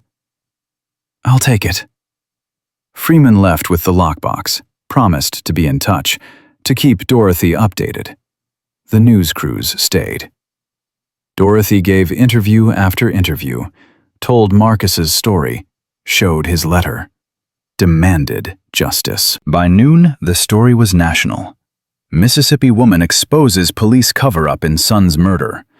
Tornado survivor uncovers 18-year-old conspiracy. Hell's Angels help mother find justice. Dorothy's phone exploded. Calls, texts, messages. Miss Clara, I'm so sorry I doubted you. You were right about everything. Reverend Thomas, Sister Dorothy, the whole church is praying for you. We're with you. Earl, you're the bravest woman I know. Come stay with us, please. But also messages from strangers, thousands of them. My son was killed by police too. They said it was suicide. Can you help? Thank you for fighting, for not giving up. You're a hero. Dorothy read them all, cried over most of them. Vincent found her sitting on Cross's porch, phone in her hands, tears on her face. You okay? There are so many. Dorothy's voice shook. So many families who lost someone, who never got answers, who were told to move on. Yeah. I can't help them all. Maybe not all, but some. Vincent sat beside her. Freeman said with your evidence they can reopen multiple cases. That's because of you. Because you didn't give up. Marcus didn't give up. I'm just finishing what he started. He'd be proud. Dorothy looked at him. You knew him, didn't you? Not just from photos. You actually knew Marcus. Vincent was quiet for a long moment. Yeah, I knew Prophet. Tell me about him. The real him, not the son I thought I knew. The man he actually was. Vincent leaned back, stared at the sky. Marcus was... he was special. Joined the club when he was 21. Young, idealistic. Wanted to change the world. He smiled slightly. Reminded me of myself at that age, before the world beat it out of me. But it didn't beat it out of Marcus. No, he kept fighting, kept believing people could be better, could do better. Vincent's voice was soft. When he found out about the corrupt cops, he didn't hesitate. Didn't think about the danger, just started gathering evidence, building a case. Did you try to stop him? Course I did. Told him he was going to get himself killed. Vincent's jaw tightened. He said, then I'll die doing what's right. My mama taught me that. He talked about you all the time, how you saved lives as a nurse, how you helped people who couldn't help themselves. He wanted to be like you. Dorothy's throat closed up. I didn't know. He wanted you to be proud, even if you never knew why. They sat in silence for a while. Then Dorothy's phone rang. Unknown number. She almost didn't answer. Then did. Mrs. Washington? A man's voice. Deep. Threatening. You need to stop what you're doing. Dorothy's blood went cold. Who is this? Someone who's watching. You got Kane arrested. Congratulations. But there are others. Others who won't go quietly. Then they can come find me. Oh, we will. The voice was cold. That land you're living on? That tent you're sleeping in? Real easy to make that disappear. Real easy to make you disappear. Is that a threat? It's a promise. Back off. Stop talking to the FBI. Stop talking to the press. Or you'll end up like your son. The line went dead. Dorothy sat there, phone in her hand, shaking. Vincent saw her face. What happened? Someone just threatened to kill me. Vincent's expression went dark. He called the other bikers over, told them what happened. Within 5 minutes, a plan was in place. 24-hour protection. Bikers rotating shifts. No one approaches Dorothy without going through them first. I can't ask you to. You're not asking. Vincent cut her off. You're family. And family doesn't let family face threats alone. Dorothy wanted to argue, but she was too tired, too scared. Someone wanted her dead, just like they'd wanted Marcus dead. But this time, she wasn't alone. Freeman came back that evening, face grim. We traced the call. Came from a burner phone in Gulfport, but she hesitated. We think we know who made it. Who? Detective Marcus Webb, sheriff of Holmes County. Dorothy's heart stopped. Sheriff Webb? But I've known him for 30 years. He was at my husband's funeral. He was also partners with Lawrence Kane in Chicago, before Kane moved south. Before Webb took the sheriff job in Mississippi. Freeman's voice was hard. We think Webb helped Kane cover up your son's murder. And when you started digging, when Kane got arrested, Webb panicked. He tried to have me declared mentally unfit, Dorothy whispered. He came to my property, asked if the bikers had threatened me. He was trying to discredit me. And when that didn't work, he threatened you directly. Dorothy felt sick. Webb. Sheriff Webb, a man she'd trusted for 3 decades. What happens now? We arrest him, tonight, but... Freeman looked at Dorothy. I need you to come with me. We need your statement, your testimony, and we need to get you somewhere safe. I'm not leaving my land. Mrs. Washington, no. Dorothy stood. I've been running for 18 years, running from grief, from questions, from truth. I'm done running. If Webb wants to come for me, let him come. I'll be right here. Freeman started to argue. Vincent cut her off. She'll have protection. We'll make sure of it. Freeman looked at the bikers, at Dorothy, at the determination in both their eyes. Fine, but I'm posting federal agents nearby, and if anything seems wrong, you call me immediately. Dorothy agreed. Freeman left to make the arrest. Dorothy sat on Cross's porch and waited. An hour later, her phone rang. Miss Clara. Dot, turn on the news. Dorothy did. Sheriff Webb being led out of his house in handcuffs. Cameras everywhere. Reporters shouting questions. Sheriff Webb, did you help cover up Marcus Washington's murder? Did you threaten Mrs. Washington? Are you a corrupt cop? Webb said nothing, just kept his head down, got into the federal car. Dorothy watched, felt nothing. No triumph, no satisfaction, just emptiness. 2 men who'd destroyed her life were finally facing justice. But it didn't bring Marcus back. Her phone rang again, this time a number she didn't recognize, but had a Chicago area code. Hello? Mrs. Washington? A woman's voice, young, nervous. My name is Keisha Collins. I'm Marcus's daughter. The world stopped. What? I'm your granddaughter. I'm sorry to call like this. I saw you on the news and I thought you should know. Dorothy couldn't speak, couldn't breathe. Marcus never told me about you until right before he died. He said if anything happened to him, I should find you. But I was scared. I was only 7. My mama died when I was 5. Marcus was all I had. And when he died, the voice broke. I went into foster care, got bounced around. I tried to find you when I turned 18, but I didn't know where to start. You're my granddaughter? Yes, ma'am. I'm 25 now. I live in Chicago. I have your eyes. Marcus always said that. I have Dorothy's eyes. Dorothy started crying. Where are you? Chicago, but I can come to you, if you want to meet me. Yes, please. Come as soon as you can. I'll catch a flight tomorrow. Is that okay?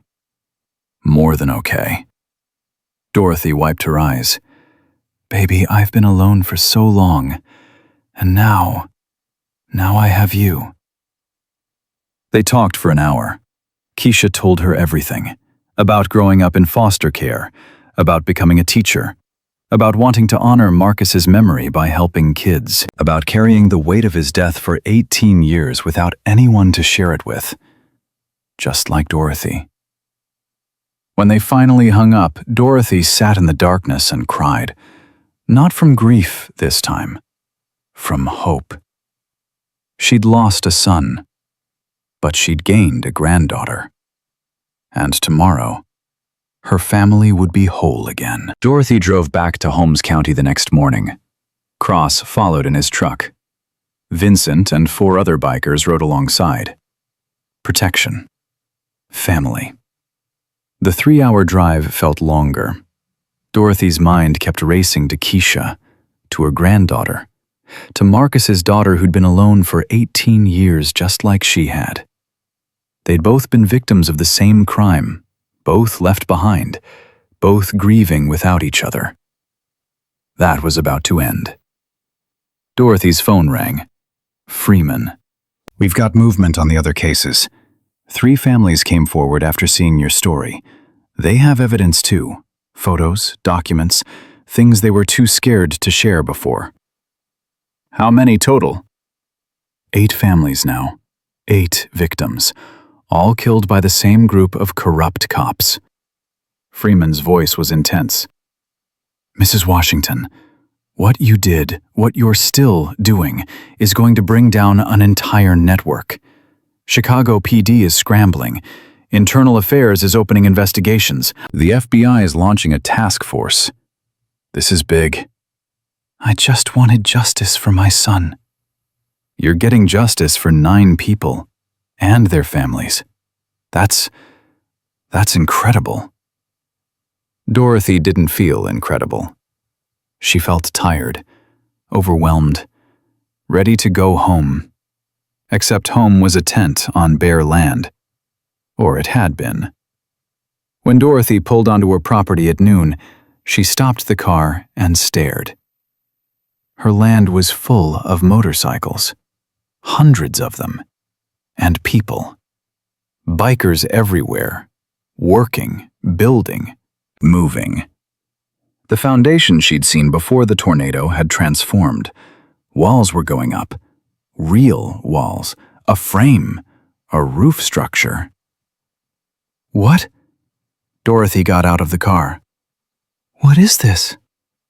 Vincent pulled up beside her. The promise. We're keeping it. But you helped me with Kane. That was about Marcus.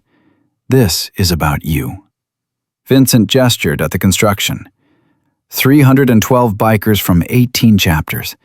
They've been working for 3 days. While you were in Biloxi getting justice, we were here building you a home. Dorothy's legs went weak. 3 days? But I was only gone. We started the morning after you left. Cross called me, told me what you were doing, told me you were going after Kane no matter what. Vincent's expression was serious. So I made calls, got the word out. Within 12 hours, we had over 300 brothers and sisters here, ready to work. Tommy appeared, his arm still in a cast, but grinning. Miss Dorothy, look what we did. He led her toward the construction, showed her the rooms taking shape. Living room, kitchen, 2 bedrooms, bathroom, everything. This is too much. It's not enough, an older biker said. Dorothy recognized him. Preacher, the one who'd been calm during the tornado. Your son made us promise to take care of you. We're 18 years late, but we're here now. Dorothy walked through the framing, touched the walls, the wood. The care that went into every nail. How much is this costing? Don't worry about it. I have to worry about it. I can't afford, it's covered. Vincent pulled her aside. Every chapter contributed. Cash, materials, labor. This is Hell's Angels money, club money. And your family now. I'm not, you are. Vincent's voice was firm. In 3 days, when this house is finished, we're making it official. The mother patch. Never given to an outsider. Never given to someone outside the club. But you're getting it. Because you saved 73 brothers, and because you're Prophet's mother. That makes you ours. Dorothy couldn't speak. Couldn't process. A car pulled up. Black Mercedes. Chambers. Dorothy's stomach dropped. Chambers got out. Saw the construction. The bikers. His face went purple. What the hell is this? He marched toward Dorothy. You don't have permits for this. This is illegal construction. I have permits, Dorothy said calmly. Filed them 2 days ago. Approved this morning. That's impossible. Nothing's impossible when you have 300 people working for you. Dorothy stepped toward him. What do you want, Chambers? I want you gone. Off this land. You're a menace. You're harboring criminals. You're destroying property values. By rebuilding my house? By associating with gangs. By making this area dangerous. Chambers pulled out his phone. I'm calling the county. Getting an injunction. Shutting this down. Go ahead. Chambers dialed. Started talking, his voice getting louder, more frantic. Then his face went white. He lowered the phone slowly. What's wrong? Dorothy asked. They said I'm under investigation, that I need to come in for questioning. Chambers looked at her. What did you do? Me? Nothing, Dorothy smiled. But the FBI might have some questions about your business relationship with Sheriff Webb, about how you've been trying to acquire land from elderly residents using intimidation and threats, about how Webb would show up and pressure people on your behalf. That's a lie! Is it? Freeman stepped out from behind a construction truck, badge visible. Robert Chambers, I'm Special Agent Freeman, FBI. We need to talk. Chambers backed toward his car. I want a lawyer. Smart choice. You're going to need one. Freeman approached him calmly. We have testimony from 6 property owners. 6 people you tried to force off their land. 6 people Webb threatened on your behalf. We have recordings, emails, bank transfers showing payments from your company to Webb's personal account. Freeman's voice was steel. You're done, Mr. Chambers. 2 more FBI agents appeared.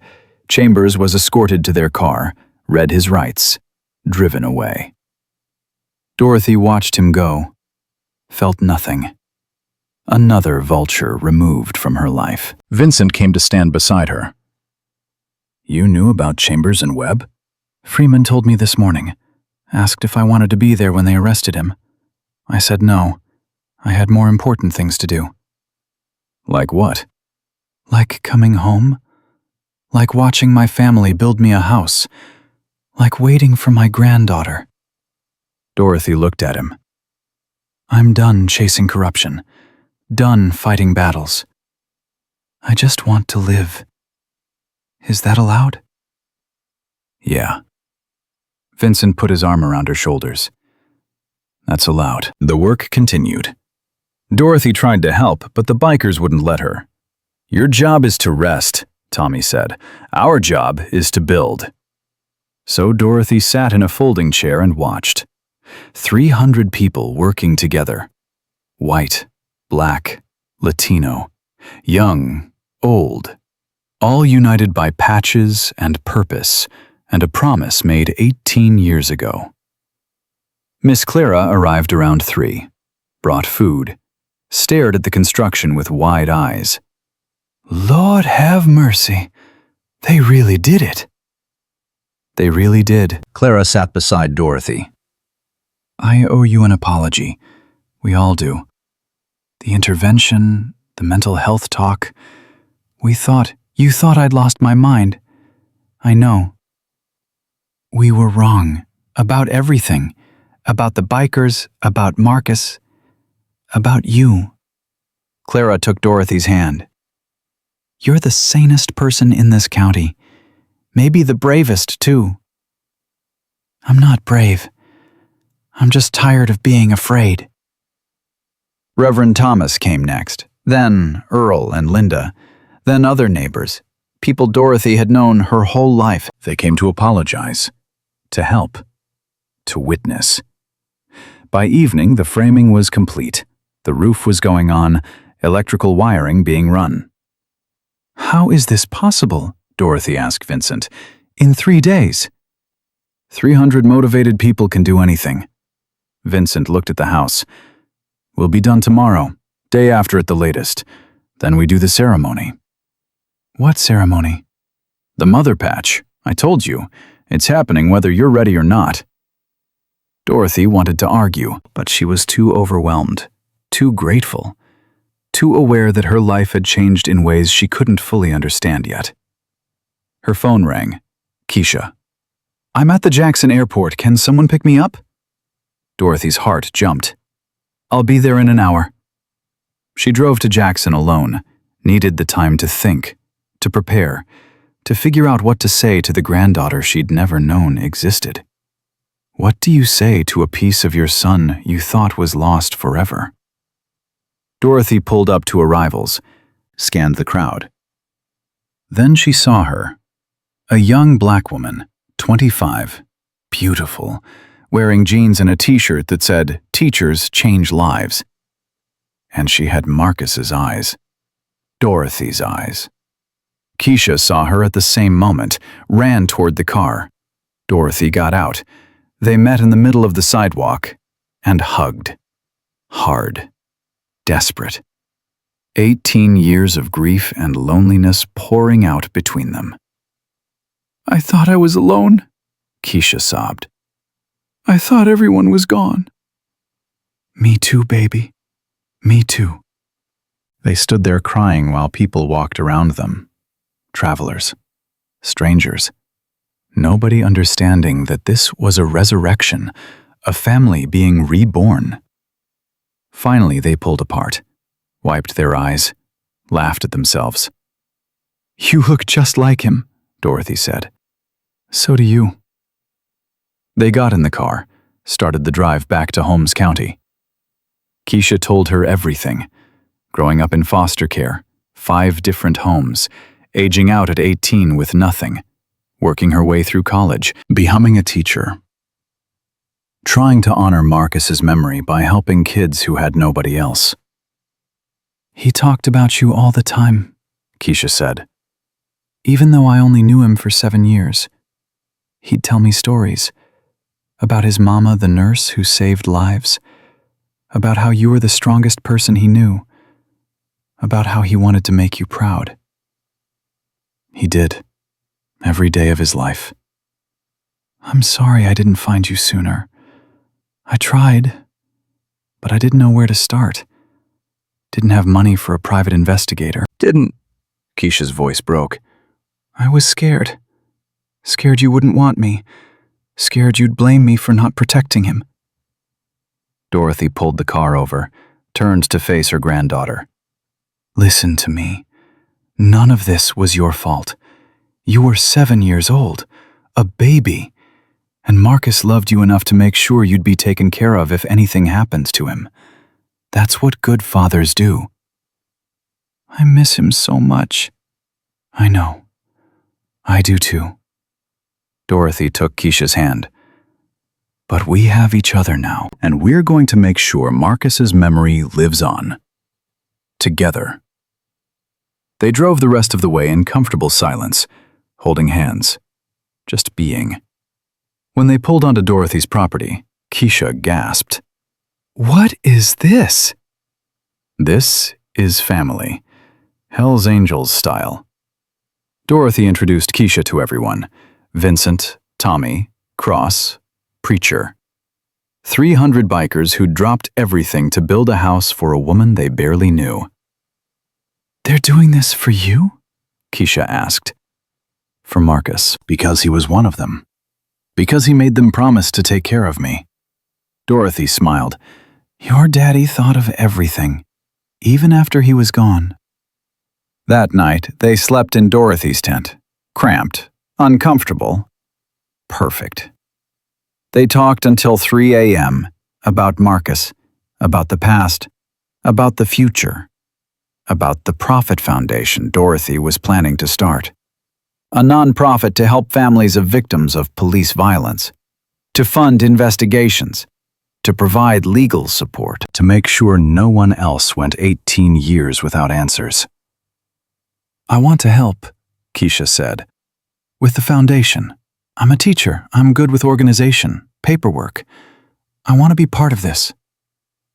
I was hoping you'd say that. The next day was a blur. The house was completed, furniture donated, appliances installed, paint on the walls. By 6 p.m., it was done. A complete house, built in 4 days by 300 people who believed in keeping promises. Dorothy walked through each room, touched the walls, the counters, the floors. Her new home, built on the ashes of the old one, stronger, better, filled with love.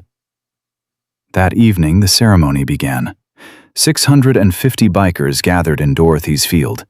More had come, from all over the country, to witness history. Vincent stood on a platform someone had built, Dorothy beside him, Keisha beside her. Brothers and sisters, Vincent's voice carried across the crowd, we are here to do something that's never been done in the history of our club.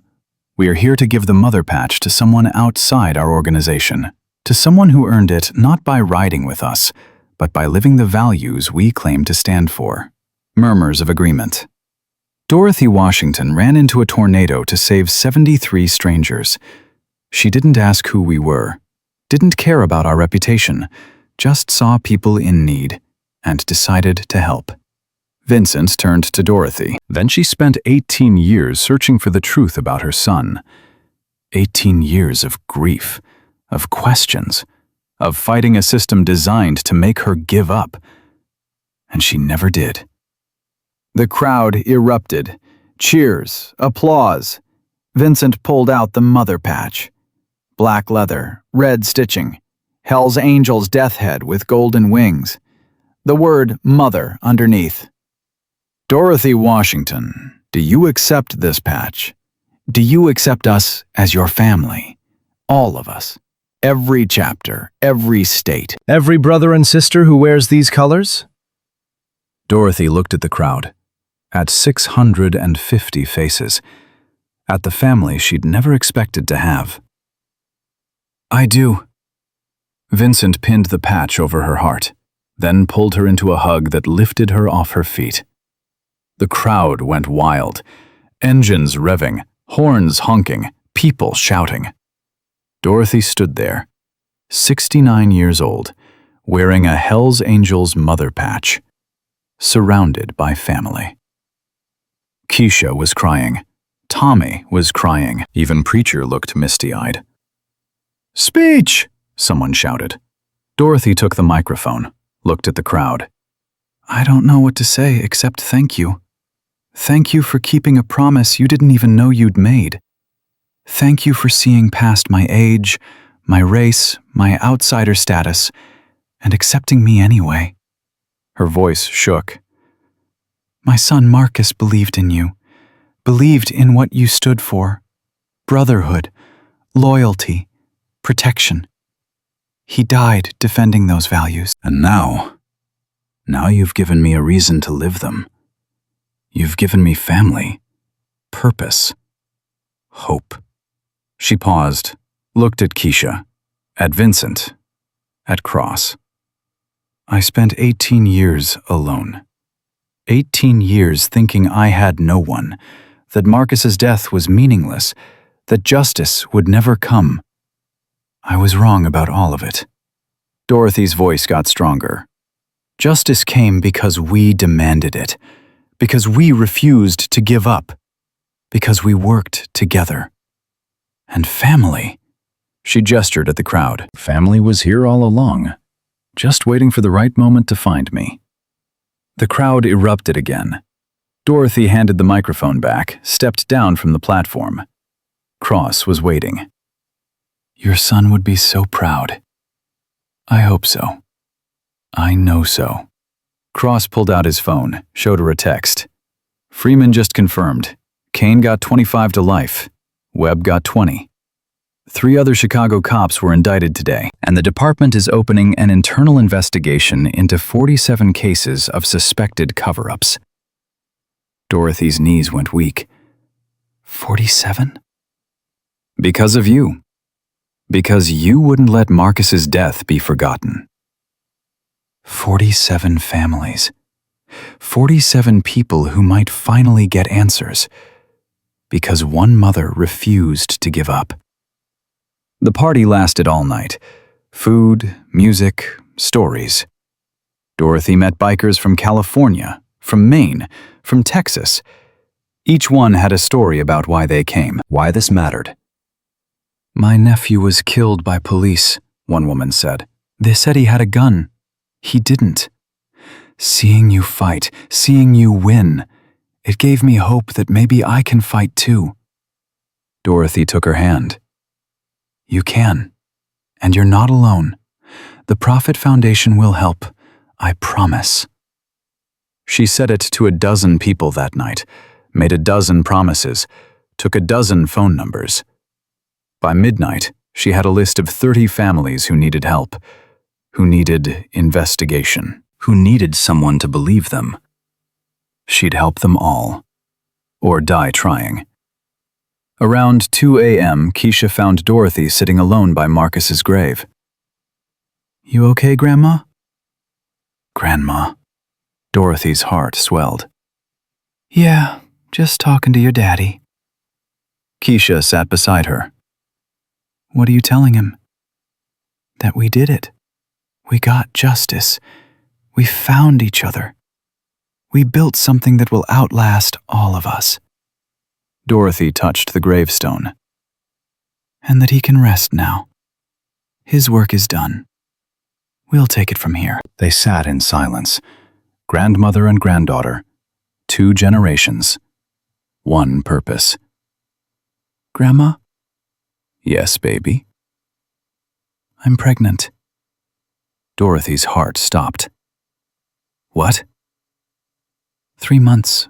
I found out last week, right before I saw you on the news." Keisha's voice shook. "I'm scared. I'm alone. I don't know how to do this." "You're not alone." Dorothy pulled her granddaughter into her arms. "You're not alone anymore. You have me. You have this family. And your baby." Her voice cracked. "Your baby will have a great-grandmother who will love them with everything she has." Keisha sobbed. "I wanted to tell Daddy so badly. Wanted him to know he'd be a grandfather, but..." "He knows, baby. Wherever he is, he knows. And he's so proud of you, just like I am." They held each other and cried. For Marcus, for the past, for the future, for the family that was about to grow again. 1 year later, Dorothy Washington stood on her porch holding her great-grandson, Marcus Jr., 8 months old, chubby, happy, loved. The Prophet Foundation office was in her new barn. 3 full-time staff, Keisha as director, Cross as investigator, Raven as legal counsel. They'd helped 42 families in 12 months, reopened cases, found evidence, brought charges, won settlements. 8 officers had been indicted, 5 convicted, 3 more under investigation. It wasn't enough, would never be enough, but it was something. Dorothy's phone rang. Vincent. "Turn on the news," she did. Breaking news from Chicago. The final member of the corrupt police ring that operated from 2004 to 2008 was sentenced today. Former Captain Ronald Miller received 30 years for conspiracy, murder, and obstruction of justice. This concludes the investigation started by Dorothy Washington, whose son, Marcus Prophet Washington, was murdered by the ring in 2006. Mrs. Washington's tireless pursuit of justice has been credited with exposing one of the largest police corruption cases in Chicago history. Dorothy watched, felt tears come, let them fall. It was over. Finally, completely over. Marcus had justice. 8 other victims had justice. 42 families had answers. And Dorothy had everything she'd thought she'd lost forever. Family, purpose, hope, love. Marcus Jr. gurgled in her arms, reached for her face, grabbed her nose. She laughed, the first genuine laugh in 18 years. Keisha appeared in the doorway. "Mom just texted. She's bringing dinner. Says she's bringing enough for 12. Apparently half the local chapter is coming." "Of course they are," Dorothy smiled. "That's what family does." She stood on her porch, watched the sun set over land her great-grandfather had bought with sharecropping money 90 years ago. Land she'd nearly lost. Land she'd fought for. Land that would now belong to 4 generations of Washington women. A tornado had destroyed her house, but it had also brought her family. Had brought her justice, had brought her home. Dorothy Washington had spent 69 years learning to survive. Now, finally, she was learning to live. And it felt like flying.